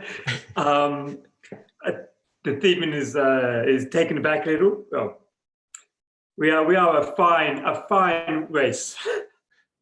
We are a fine a nationality. Yes, the Mr. Satine is looking very, very good here. I think he has style and class. I think that he's going to be a very interesting fight. Excellent. Mr. Satine, you have the higher momentum. So I'm going to have you start in control of this match here as you've landed, as the bell rings, Cotton Eye Joe in the other corner, you up on here. What do you want to do? So I think with Mr. Satine, he has turned his back to Cotton Eye Joe, and Cotton Eye Joe immediately comes up and grabs his legs and throws him to the mat, and Mr. Satine very, very casually somersaults out of it. And oh, so cheap. You Floridians are all the same. And then he will bounce back into the ropes and come up and immediately armbar again Cotton Eye Joe, who falls down. And Mr. Satine is just acting as if he's already won this, and begins to parade about, waving his silk handkerchief, and it's a white one. He offers it to Cotton Eye Joe as a surrender flag. Would you like to surrender? Would you like this to be over right now? This can all be done. There's no need. And then I think he gets close, and Cotton Eye Joe grabs him from behind the head and pulls him down. They begin to just sort of do a little bit of more classical wrestling on the mat as they roll about. And it's at that point that Cotton Eye Joe sort of gets him in an armbar. Gets him kind of held behind his arms are behind his back. And it's at this point that Mr. Satine is going to run backwards and slam him into one of the 4 posts, knocking Cotton Eye Joe out. And he's going to climb on top of said post and try and do some sort of, let's find a good, a diving back elbow drop onto him. So that seems like work. And this is definitely a high flying maneuver. Yes. So let's hope I hit a 10 plus. All right. That is a 7. That's an 8. It's an 8. It is still a good hit. Come down, bring that elbow down. It lands. Make that impact. You both hit. Do you want to keep control of that, or do you want to hand it off and take the momentum? I will take the momentum and hand it over to Cotton Eye Joe. Cotton Eye Joe, boom, elbow comes down on you, knocks the wind out of you, but also wakes you up. How do you transition to the next scene, the next sequence? Well, I think what happens is, again, you've got Mr. Satine congratulating himself. He's twirling that little silk strand he's got, and I think Joe just slowly gets himself back up to one knee, just sort of stares at him as he's celebrating. And then finally, as Mr. Satine turns around, like he just boots him right in the face. Like just classic, lifting up that foot and just smacking it right into his head. And Satine goes down, and again, he like stumbles back up to his feet, and now he gets punched down to the mat. And Joe is just bludgeoning him with these big old ham hock fists, these big old boots to the face. And that's you get basically a sequence of that. Like Joe is just not, he's not doing anything fancy. There's no like flow to this. This looks like an ugly old school brawl. And finally at the end of it, he picks him up and does this big, like over the shoulder Oklahoma Stampede style power slam, just runs in a circle and then boom, right into the middle of the mat. And that's going to be kind of the payoff. And I think this is basically just like a standard work kind of Okay. thing. He's Yeah. just It takes a little fighting him. calculation to get it right so you don't hurt each other. Yeah. All right. This is style over substance, and I'm afraid substance just put style right through the mat. Let's see. That's a 9 total. Okay. So slam that down. And wind, hear that smack of that sound. Do you want to keep control, or do you want to hand it off, take the momentum?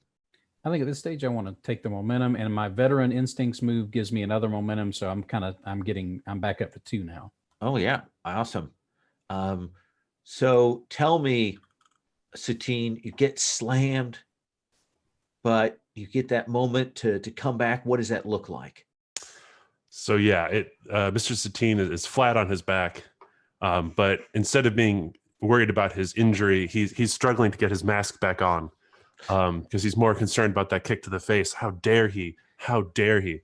And I think it's this point that Mr. Satine sort of grabs Cotton Eye Joe and pushes him down to the center of the mat, and is now going to do, I call this one the fan boat, and I made it just for you. And he's going to go up and put his arms out and spin off of the top ropes once more and land with his arms on top of Cotton Eye Joe, and it's the fan boat. Okay. Does that seem like work again? I think so. I'm trying to Okay. hit this high flying maneuver. Let's see if it happens. That's an 8 again. Right, the edge there again. Don't land it, perfectly, but it is solid. I'm going to maintain control. Okay. So it goes off all right. Mr. Satine is not satisfied. Fair enough. And at this point, I think he's going to. I really want to work the audience because I'm good at that, but I'm trying to. I've really soured my relationship with them. Yeah, I think at this point we'll just keep wrestling. So it goes off okay. The Cotton Eye Joe immediately pulls him back up, flips him back on his back, and Mr. Satine tries to wiggles his way out of the hold, and maybe takes Cotton Eye Joe and throws him up against the ropes, and some of Mr. Satine's helper guys are there, and they actually grab Cotton Eye Joe and hold him up against the ropes. Ooh. As Mr. Satine bull rushes him and lands a shoulder right into his stomach, which kind of doubles over Cotton Eye Joe. But Cotton Eye Joe grabs Mr. Satine around the waist and drops him into a pile driver right there. And Mr. Satine gets up all stunned, and in his completely stunned state, once again staggers over, because this is all he knows how to do is jump Right. off of the top ropes, and tries to land a frog splash off of the ropes onto Cotton Eye Joe. Okay, let's see you do it. Perhaps this time. There it is. There's that natural 10. Tell me what it looks like. Why does the audience go nuts this time? I think he actually incorporates a little bit of the silk work into this one. And so he actually, when he gets up onto that top post, he grabs the silk and actually runs around the outside of the ring and then jumps off and hits the frog splash. Perfect. And although no one's a real fan of Mr. Satine, no one can argue that it wasn't absolutely gorgeous. You will get an audience for your high flyer. And then do you want to gain 2 momentum, or do you want to gain a heat? Ooh, I'm going to take that heat. I want that Okay. heat. Cotton Eye. Boom. Do that slam. It comes off. The audience goes nuts. You're still in control. Yeah. So I land it, and immediately Cotton Eye Joe flips me back onto my back and is trying to get me into yet another one of his, dirty frog sticking moves. And at this point, I actually would like to give the control back over to Cotton Eye Joe. Okay. But he's got me pinned again. And I'm like, Joe, you get control back. And I think at this stage, Joe's gonna he's gonna try and go for like showing off his size and strength now, and he's just gonna basically pick up Mr. Satine and basically smash him into each turnbuckle, like with just like a bull rush into each turnbuckle, boom, and then pull him back out. And then shoulder him back into the next turnbuckle, and then shoulder him into the next turnbuckle, and then into the next turnbuckle. And as Satine staggers out of that last one, he goes for like a classic, like big press slam into just like a toss across the ring.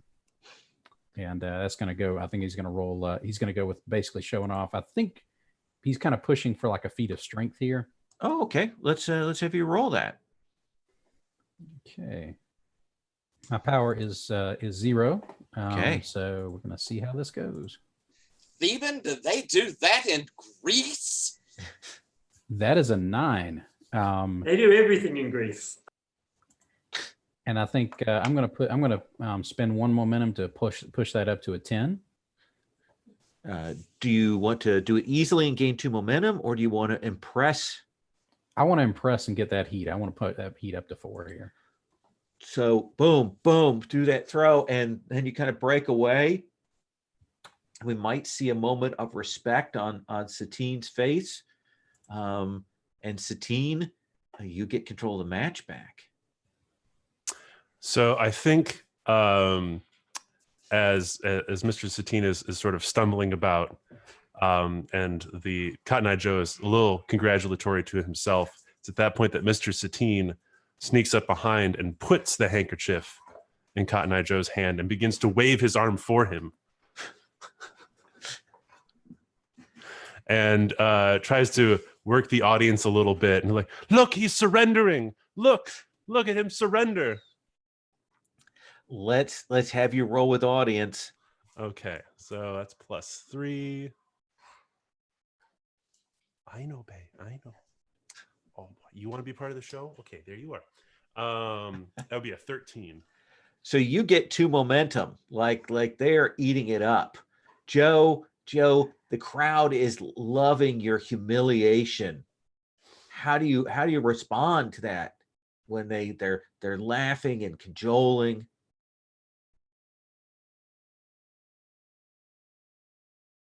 You're muted. My love. Take a drink. He basically like throws and he throws like a big angry dude sort of tantrum in there. He like throws the thing down and he just starts taking like wild swings at Mr. Satine. And the control pass back to him as part of this, or is this just his kind of reaction? Yeah. You've actually because he did work the audience, control passes back to you. Okay. I think you see Joe sort of get angry. He throws that thing down. He grabs and just manhandles Mr. Satine and tosses him out of the ring, goes outside. And I think he reaches over into the audience and grabs one of the like university signs, like one of the people's like big signs that has the university on it. He's going to go for the cheap heat by clubbing Mr. Satine in the head with that pro university sign. We'll give you the cheap heat. Doom. They're loving that. And what is that transition into? And after that, I think he's going to roll him back into the ring, and then he's going to just do a series of just big stomps and kicks as he's sort of basically stomping and kicking him around the ring like he's kicking he's kicking like a bucket around a field, just boom, boom, boom. Every time he rolls back up to his hands and knees, another kick rolls him over again. And then it slowly he lets him get back up. He comes off the ropes and then tries to do like a big lariat. And I think that's going to be just a standard like a work wrestling move here. Let's have you roll that. Okay, and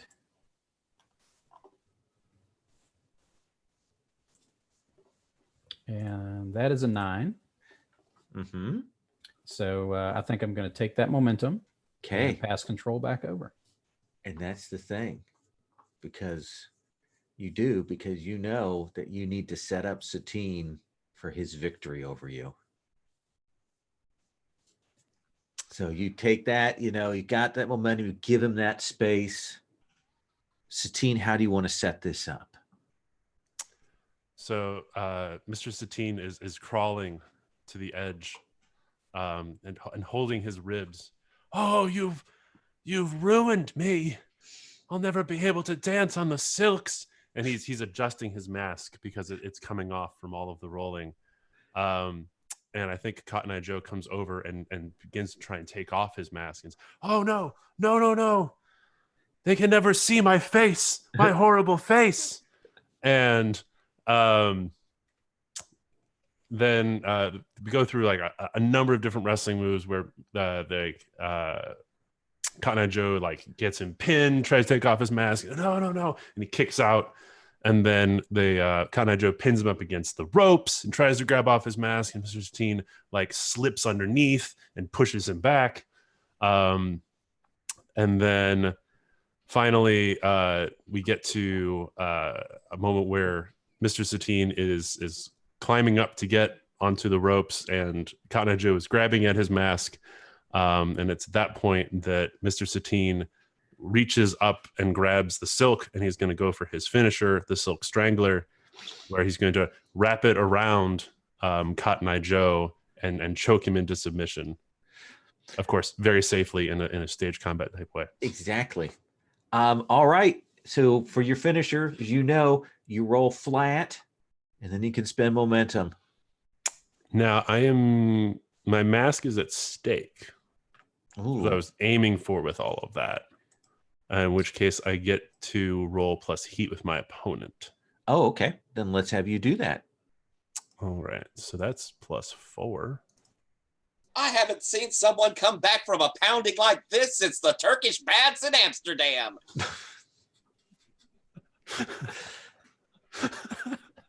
Oh no, you got hurt. That's an 11. All right. You hit your finisher clean. What does it look like there? So yeah, I wrap the silks around his face, and it's probably a little embarrassing for Cotton Eye Joe as he runs around the ring, not able to see, with his face all wrapped up in the silks. And it's that point that I nail him to the floor and push back the thing so the audience can see his face as I strangle him, and he's trying to tap out of the match, and he eventually does. Perfect. You gain an audience for your finisher. And then because both of you have amazing heat with one another, you gain another audience. And the crowd goes nuts. They are super excited by this. Wolf Backhouse is checking the time, and he's, you'll get the word, you guys need to clear out because we're going to do the big thing. We're going to do it right away. And they gesture to you, Theban, to come backstage to get reset for the next thing there. They pay Mr. Fabulous his $100 gratuity and validate his parking.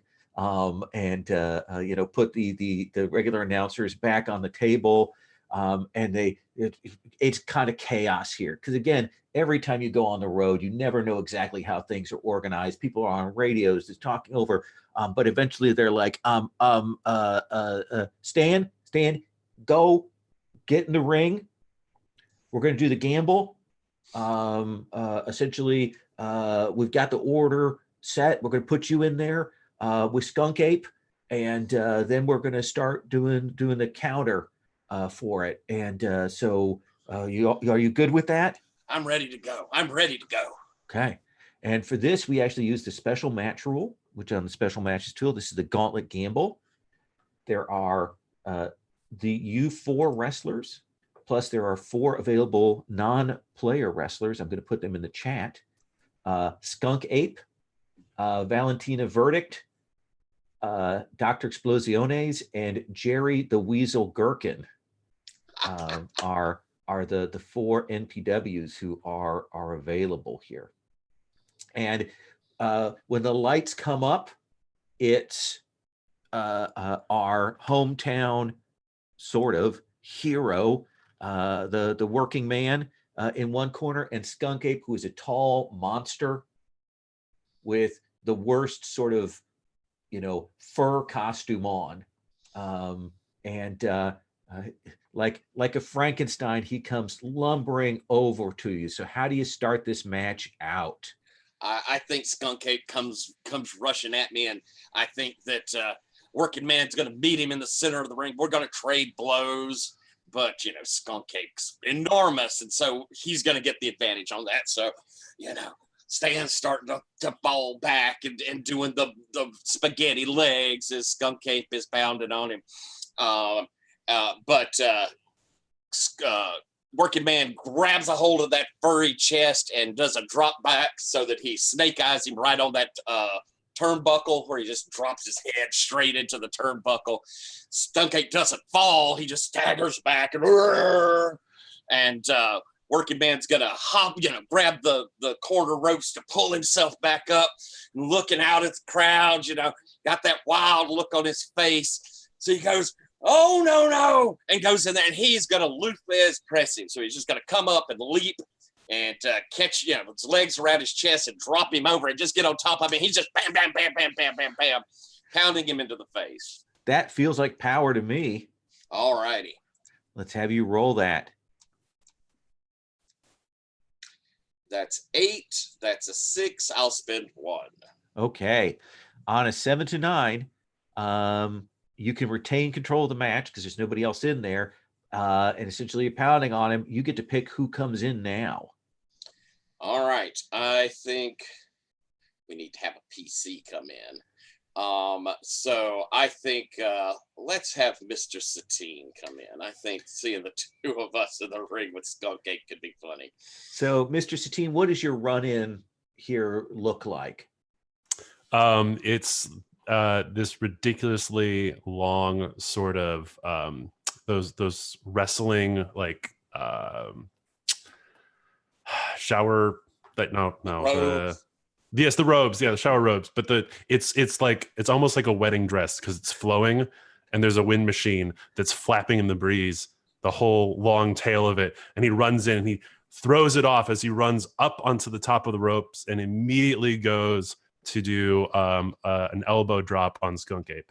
Okay, you land that elbow drop on Skunk Ape. Skunk Ape makes the horrible monster noise.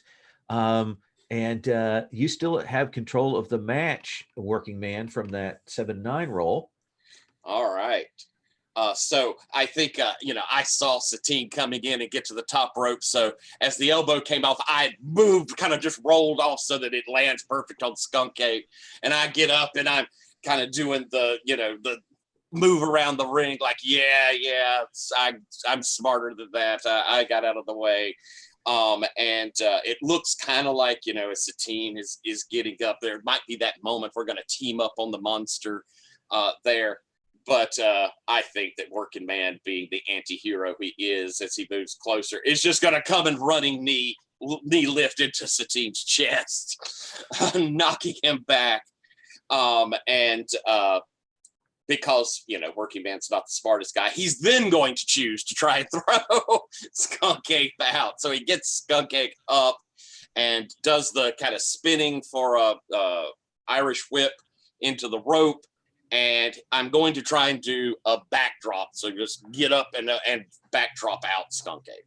Do you want to read that as power or work? I think that's probably work. Okay, let's have you roll that. Okay. Working Man should be better at work. Oof. That is a 5. All right. What's so that going to do to me? On a botch, you get taken to the top rope. Skunk Ape lifts you up to throw you over. You can spend a momentum to stay in the ring.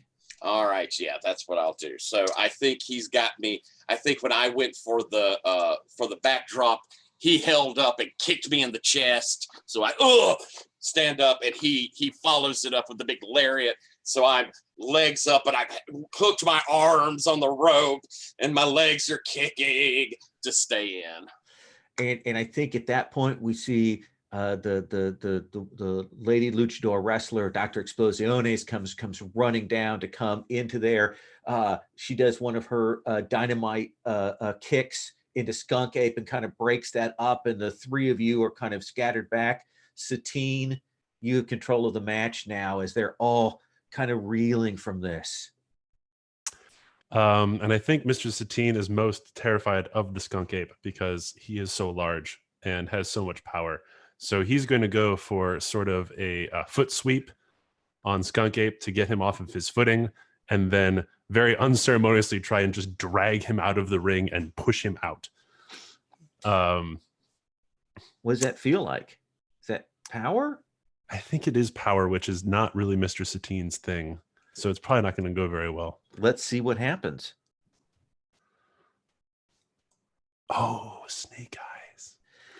Oh, That's a 0. That's a 0. And I don't think you want to spend 7 momentum. I don't have 7 momentum to spend. So But on a botch, you get taken to the top rope. You can spend a momentum to stay in the ring, or you can get dumped out. I will also spend a momentum. So I think Skunk Ape another person to the top. And I think Mr. Satine is like swinging and actually like climbing along the rope to try and avoid moving back and forth really quickly, as Skunk Ape is very slowly grabbing for him, trying to get him off. Reaching. Skunk Ape is chasing Satine around the ring. Dr. Explosiones is trying to recover. Working Man, control passes back to you. I think that this is when, Working Man's kind of been staggered, and we see him go down the back of his jeans, and he's going to pull out from the back of that. He's got a like a pry bar, a small crowbar, and pulling it out from the back, and he's going to come up, and I'm attempting to just clock Skunk Ape in the back of the head. And thinking I'm trying to trigger by rules but rules. Absolutely. All right.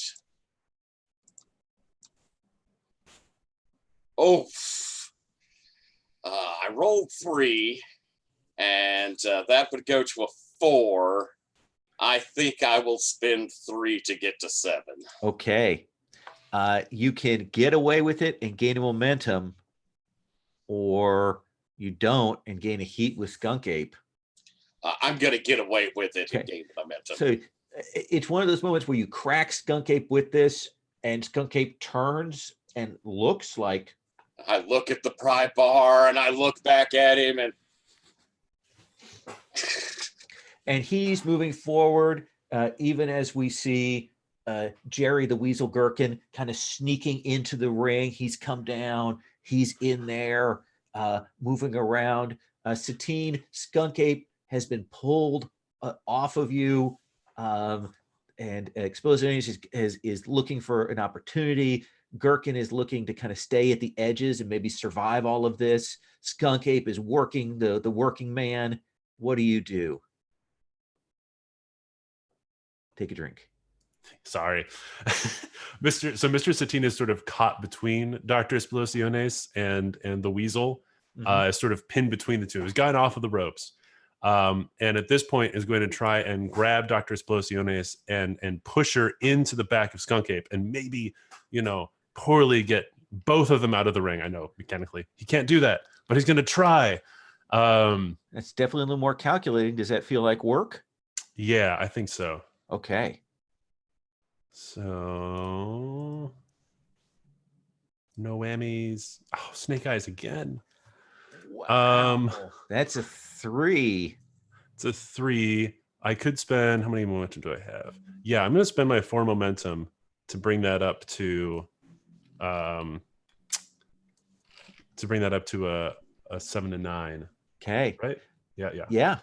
So you need to work with someone else to throw an opponent over the top rope who helps you, or you can keep control of the match and pick the next entrant. That's what I'm going to do. I'm going to retain Okay. control of the match. And then I think at this point, we need the Theban to come in. I think it's actually the Theban I work with a little bit. And it's at this point where I've got Dr. Explosiones pushed into the skunk ape, and so I need my Adonis. And the Theban comes running in. Theban, what does your run in look like? Have you changed costumes at all? Is it still you with the laurels? What? It's with the laurels, but I come in on a little chariot. Yes, Being run by a couple of people pulling the chariot in, and as the chariot pulls up to where Satine is fighting and trying to get these two people over the thing, and I just reach across and pull one of them over, because the idea was to help, right? Yes. Yeah, I like that. In fact, let's say that you get we'll leave Skunk Ape in. Let's say you get Jerry the Weasel Gherkin, because he's trying to play possum a little bit. So you kind of yank him out even as you come in, and whoa, it lands on the chariot. Your people turn it around and ride it out. He's trying to get back up to get in the ring, but he's dragged to backstage. Satine, your ploy has worked. It's you and Dr. Explosiones and Skunk Ape and the Working Man and the Theban. So what do you do, Satine? The Working Man is not up on the ropes, right? No, I think the Working Man's trying to keep from Skunk Ape from grabbing him. And I think it's this point that Mr. Satine is going to pick up that pry bar and look at it and go, "Oh, how classless to use weapons in this wrestling ring," and tries to clock Working Man on the head with it anyways, even though it's classless. Then let's have you roll for that. And I'm not trying to legit hurt him. Right. So do you want to do this? We can do this in two ways. We can do it as a straight hardcore violence with a reel, or you can probably roll look as you're demonstrating your character for the wrestling move. Okay. Yeah. Let's have you roll that. Move with look. Hopefully better than the last 2 rolls. And it'd be the special match rule, right? Yeah. Yep. Yeah. So that's a 10 on the special match roll. On a 10, retain control of the match and pick one. Gain 2 momentum, throw opponent over the top rope and gain a heat with them, or pick the next entrant to enter the wrangle and gain a heat with them. Let's get the whole gang here. I'm going to take a heat with Cotton Eye Joe. Okay. As they enter, probably seeing my underhanded methods and having to put this to a stop. Joe, what does your entrance look like? I think you hear that it doesn't do the sound effect stuff. It just rolls into the fiddle, and Joe just runs down and rolls into the ring. And I think he's going to try and he's going to basically start in on Skunk Ape. Okay. So we see Joe running up, starts working on Skunk Ape. Satine, unless somebody spends momentum to interrupt, you still have control of the match. I'll give that opportunity to anyone who would like to interrupt. Okay, keeping your momentum for that finisher. I love it. Okay. So Mr. Satine, with no momentum, is going to try and just get Dr. Explosiones out of here because it's getting a little crowded in the ring. Oh yeah, and a lot of people. And management, surely this is breaking some sort of rule. So he grabs her probably around the midsection and pulls her up to the top of one of the posts, and it's just going to throw her off that way. Okay. Does that feel like power? Or are you trying to do something more fancy? What do you think? Maybe if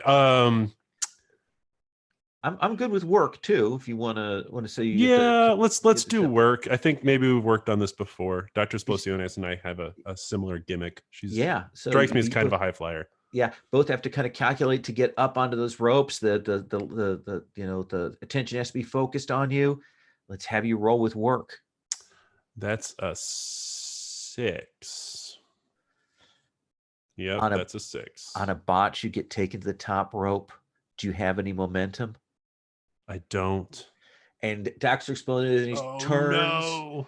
and hits you with this dust in your face, blinds you, and you go tumbling down onto the replacement announcer's table, and it will crash out from under you, and you are taken out. I think that we need to pass because he hasn't had control of the match yet. I think Theban, you need to take control of this match. You see Explosiones triumphant, having thrown Satine out of the ring. What do you do? I challenge her. I just stop. There's such unnecessary brutality. I challenge you to try and get her attention to focus on me. She turns and looks at you. Yeah. And then I charge into her to try to grapple her to the ground. All right. Yeah, she probably catch her as she does the high flyer leap off to try and hit you and try and grab and go into a lock. Let's have you roll work. Okay.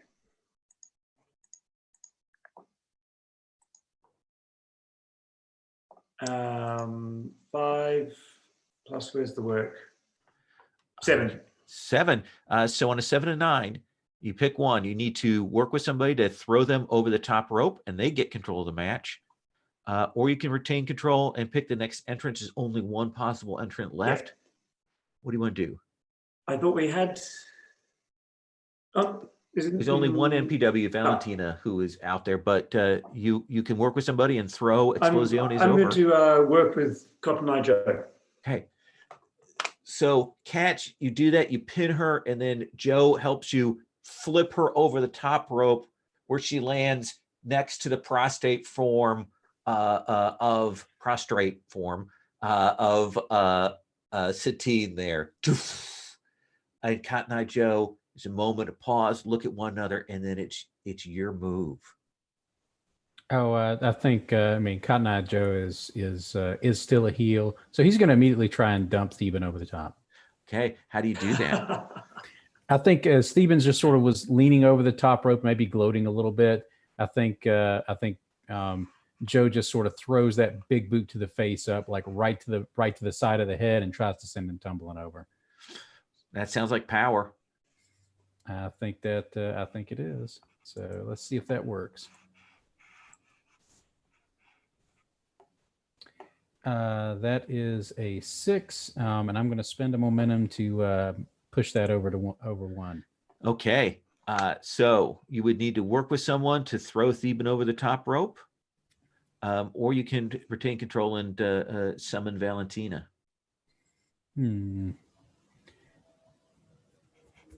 I think I'm going to go ahead and bring Valentina in. Okay. And I think what happens is basically maybe Theban, the boot connects and Theban sort of rolls out over the top, but manages to land on the apron and sort of scoot themselves back into the ring so they don't go all the way over. Perfect. Valentina comes rushing down to join the fray there. You still have control. It is Valentina, Skunk Ape, the working man who's still trying to escape the Skunk Ape, Theban, and you. What do you do? Okay. I think I think again, Joe is now full on heel mode. I think as the working man is trying to run away from the Skunk Ape, I think Joe is going to catch him and just sort of like feed him to the Skunk Ape and trying to get him out that way. Okay. Let's have you roll that. Feel like power again? I think this is more work. Like he basically catches him and just sort of like pushes him back into the Skunk Ape's waiting pause. Yeah. Sort of mitts. And that's an 8. That is an 8. So you work with Skunk Ape? Is that what I'm hearing? That's what I'm going for. And who again were you throwing out? Working Man. Working Man. Are you going to spend momentum to stay in? I am going to spend that momentum to stay in. Absolutely. So you will stick that. Skunk Ape takes control of the match. And I think we see Skunk Ape look around, grab Valentina Verdict, and just do that lift up over and walk ponderously over to the side and just drops her out, on top of the other two Ari there, making an even bigger pile. And Joe, you are not Joe, Working Man, you are the furthest back. So a control is going to pass to you from the NPW. Okay, I think when they were working to throw me out, that they had gotten me over and they both kind of turned away, and I had held onto the rope and I skinned the cat. So I pull myself back over and into the ring, and with them back there, kind of Skunk Ape having just tossed her down, I think I'm going to give that look around the audience, back, bounce off the ropes, and go running for a drop kick into Skunk Ape's back, attempting to flip him on out while he's there at the rope. That seems like power. He is the biggest threat. He is the biggest threat. Doesn't you don't think it's work? Oh, I can do that. Yeah. Yeah, because I'm trying to hit that nice drop. That's a good kick. point. Yeah, you are a little more precise there. Oh, well, I rolled a 4. That goes to a 3, and I do not have the momentum to try and do better than that, so I fail. Here is the thing. You are booked to win. So while you won't push Skunk Ape out, it does not look good when that happens. And you kind of hit that. So now we know the booking of the finish, and we've got to figure out how to get there. Joe, I think of the PCs, you're the furthest back in terms of having control. Let's see. I think what Joe's going to do is like that drop kick sort of maybe staggered Skunk Ape a little bit. Yeah. And I think you see Joe just sort of bounce off the ropes on the opposite side, and as Skunk Ape is turning back around to look at Joe angrily, or to look at Working Man angrily, you see like this. You see Cotton Eye Joe just sort of charge over with a big over the top lariat, and he's going to try and take the big man over with that. And I think that's going to be a power move. That does sound like it.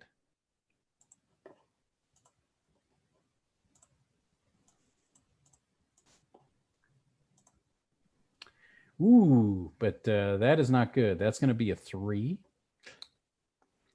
The dice have turned on us. Yes, and I think I'll spend the momentum to stay in, but I think basically he backdrops me over the top, and I have to scramble and like really grab onto the top rope and make it look really ugly to scramble my way back in before I. Everybody's trying to take the Skunk Ape, but the Skunk Ape stands tall. Theban, what are you doing? Right, so the Theban is scrambles back over the ropes after only just avoiding being pushed out, and then just keeps climbing all the way up to the top. So he's standing up on the top of the ropes, screams "Perfidy!" and jumps on Pile Drive's Cotton Joe as he's still stunned. Or Nice. Back up. Let's have you roll work, right? Yes. Okay. Work. Yeah, they got to get this right off the top rope. That's a 4 plus 2, so it's 6. But I'll use my momentum. Is that right? Okay. Yep. To take up to the 7. All right. So you have a choice. You can, well, actually, because there's no more entrance, so you need to work with someone to throw the opponent over the top rope. who helps you pitch Joe out? Okay, so that's going to be the working man. I'm going to work with the working man. Okay. To get the work done. So they go, working man suddenly up. They pull your stunned body up and they throw you over the ropes there, Joe. I've got one momentum left. I'm going to spend it to try and hold on. You stay. He just basically like tangles himself up in the ropes, and that's the only way he stays in. Like, and I think maybe that gets broken up and eventually allows him to stay in. Working man, it is on you. Back to you. Back to me. All right.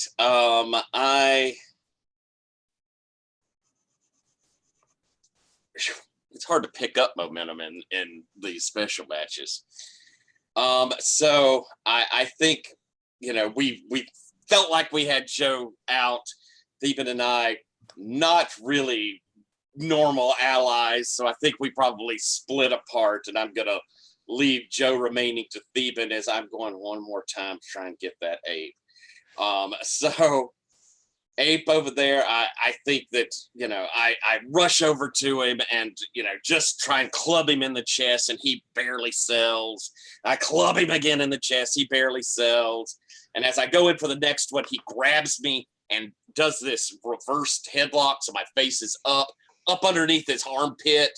And I start selling the smell. And as I am staggering back as he's got a hold of me and trying to fight to get away, I'm going to drop down and attempt to just, with my momentum, grab him and sling him over the top rope as I fall into the middle rope.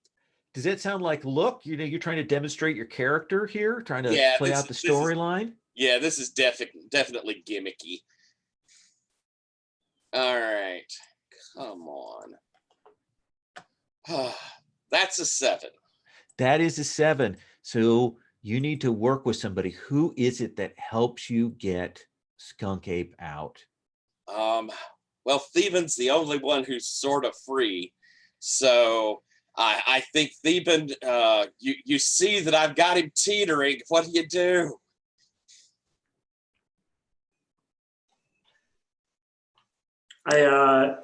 Theben comes over and then again picks him up and helps you just push him over, just shoulder to shoulder with you. Skunk Ape goes out finally with a as he falls, crashes into the ringside crew there. And Theben, you have control of the match. It is Cotton Eye Joe getting out of those ropes. It is a working man here. What do you do? Well, I go back to Cotton Eye Joe as he's getting out of the ropes.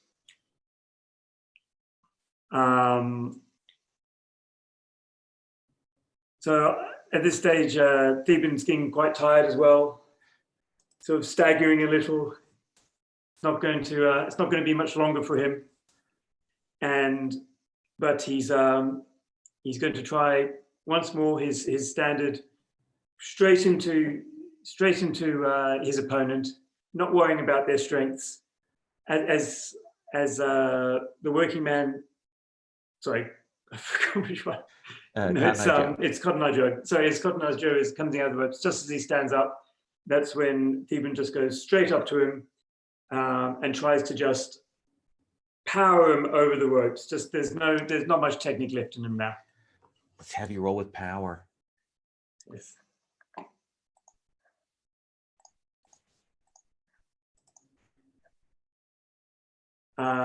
Six. It's 6. Do you want to spend momentum? No, I think we're running out of time. Okay. So no. So you then will go over the rope, right? Yes. So it's does Cotton Eye narrate this? Yeah, I can. Yeah. If you want to pass that over, Theben comes in to do this. how do you get out of the way? I think Theban comes in with that big sort of warrior's charge that he's been trying to use to sort of bull rush everybody over the top rope. And I think Cotton Eye Joe goes old school here. He drops and pulls the top rope down, and the Theban just goes twisting out over the lowered top rope and careens to the outside, horrified that someone went to that level to eliminate them from the match. So like it was dirty, it was underhanded, and it was like classic old school heel. And Theban, you would gain a heat with Cotton Eye Joe from that. So here's the thing. This is your one shot, one chance. I think we need to see what the finisher is going to look like. Think how do you get in a position to set the working man up, Cotton Eye Joe? I think it works out something like this. I think we are the working man is kind of still struggling. He managed to help get rid of Skunk Ape, but he took a drubbing from Skunk Ape throughout most of this match. I think he's still recovering from that stink pit hold, and I think Cotton Eye Joe comes up and basically he tries to sort of lift him up in this sort of atomic drop thing where he's got him up over his shoulder, and the working man's legs are kicking up there as he sees what's coming, and he tries to stomp over to the ropes, and at the last minute, I think you see the working man roll backwards over to where he lands directly behind Cotton Eye Joe, and Joe staggers toward the ropes, setting up working man to kind of send him out. Working man, let's have you roll your finisher.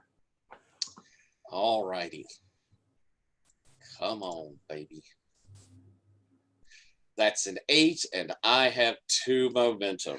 Just enough to hit your finisher clean. Do you gain an audience or does your opponent? Oh, that put me, I'm sorry, Chris, that put me up for audience. Yeah.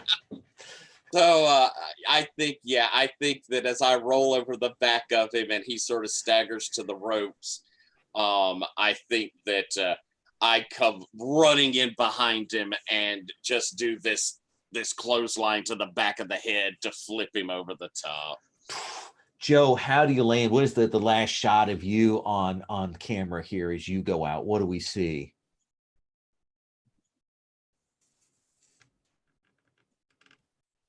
Sorry about that.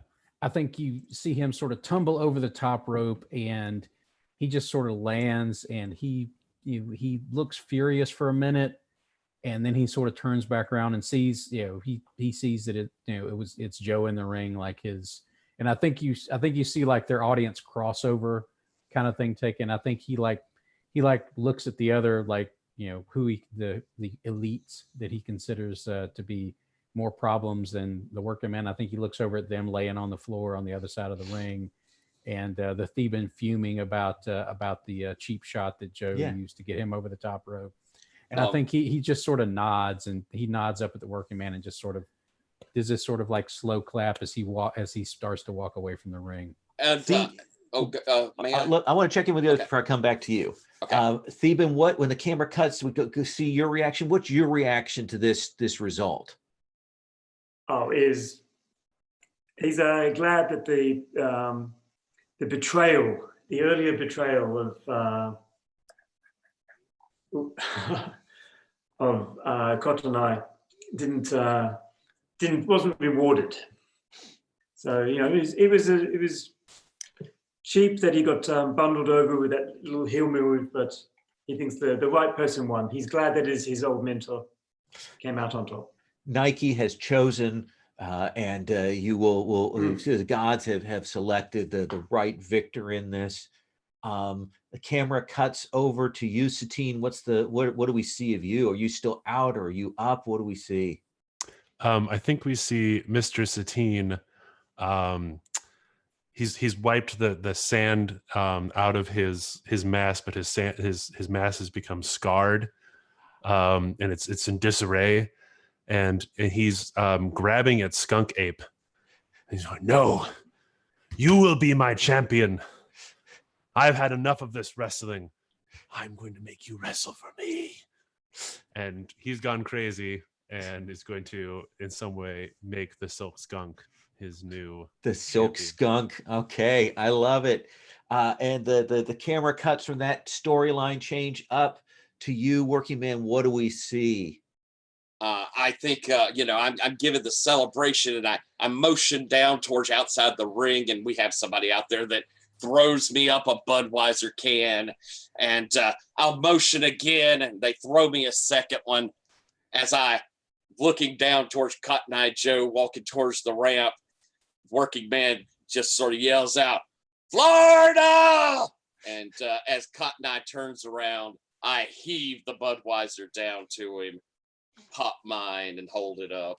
Absolutely. In the control room, they're desperately trying to blur the logo on the Budweiser so that no one can see it. And yeah, and we get that little thing in the corner of the screen. It says copyright night 2019, Gauntlet League Wrestling. And that's our last shot for the show. And that is the promo. That is our episode. Thank you all so much. Ran it up to the 5 minutes right there. Charles, what did you think? You hadn't played the WWW before. Was this okay? Yes, it was a lot of fun. I was very impressed with the ideas that everyone came up with. It was quite amazing.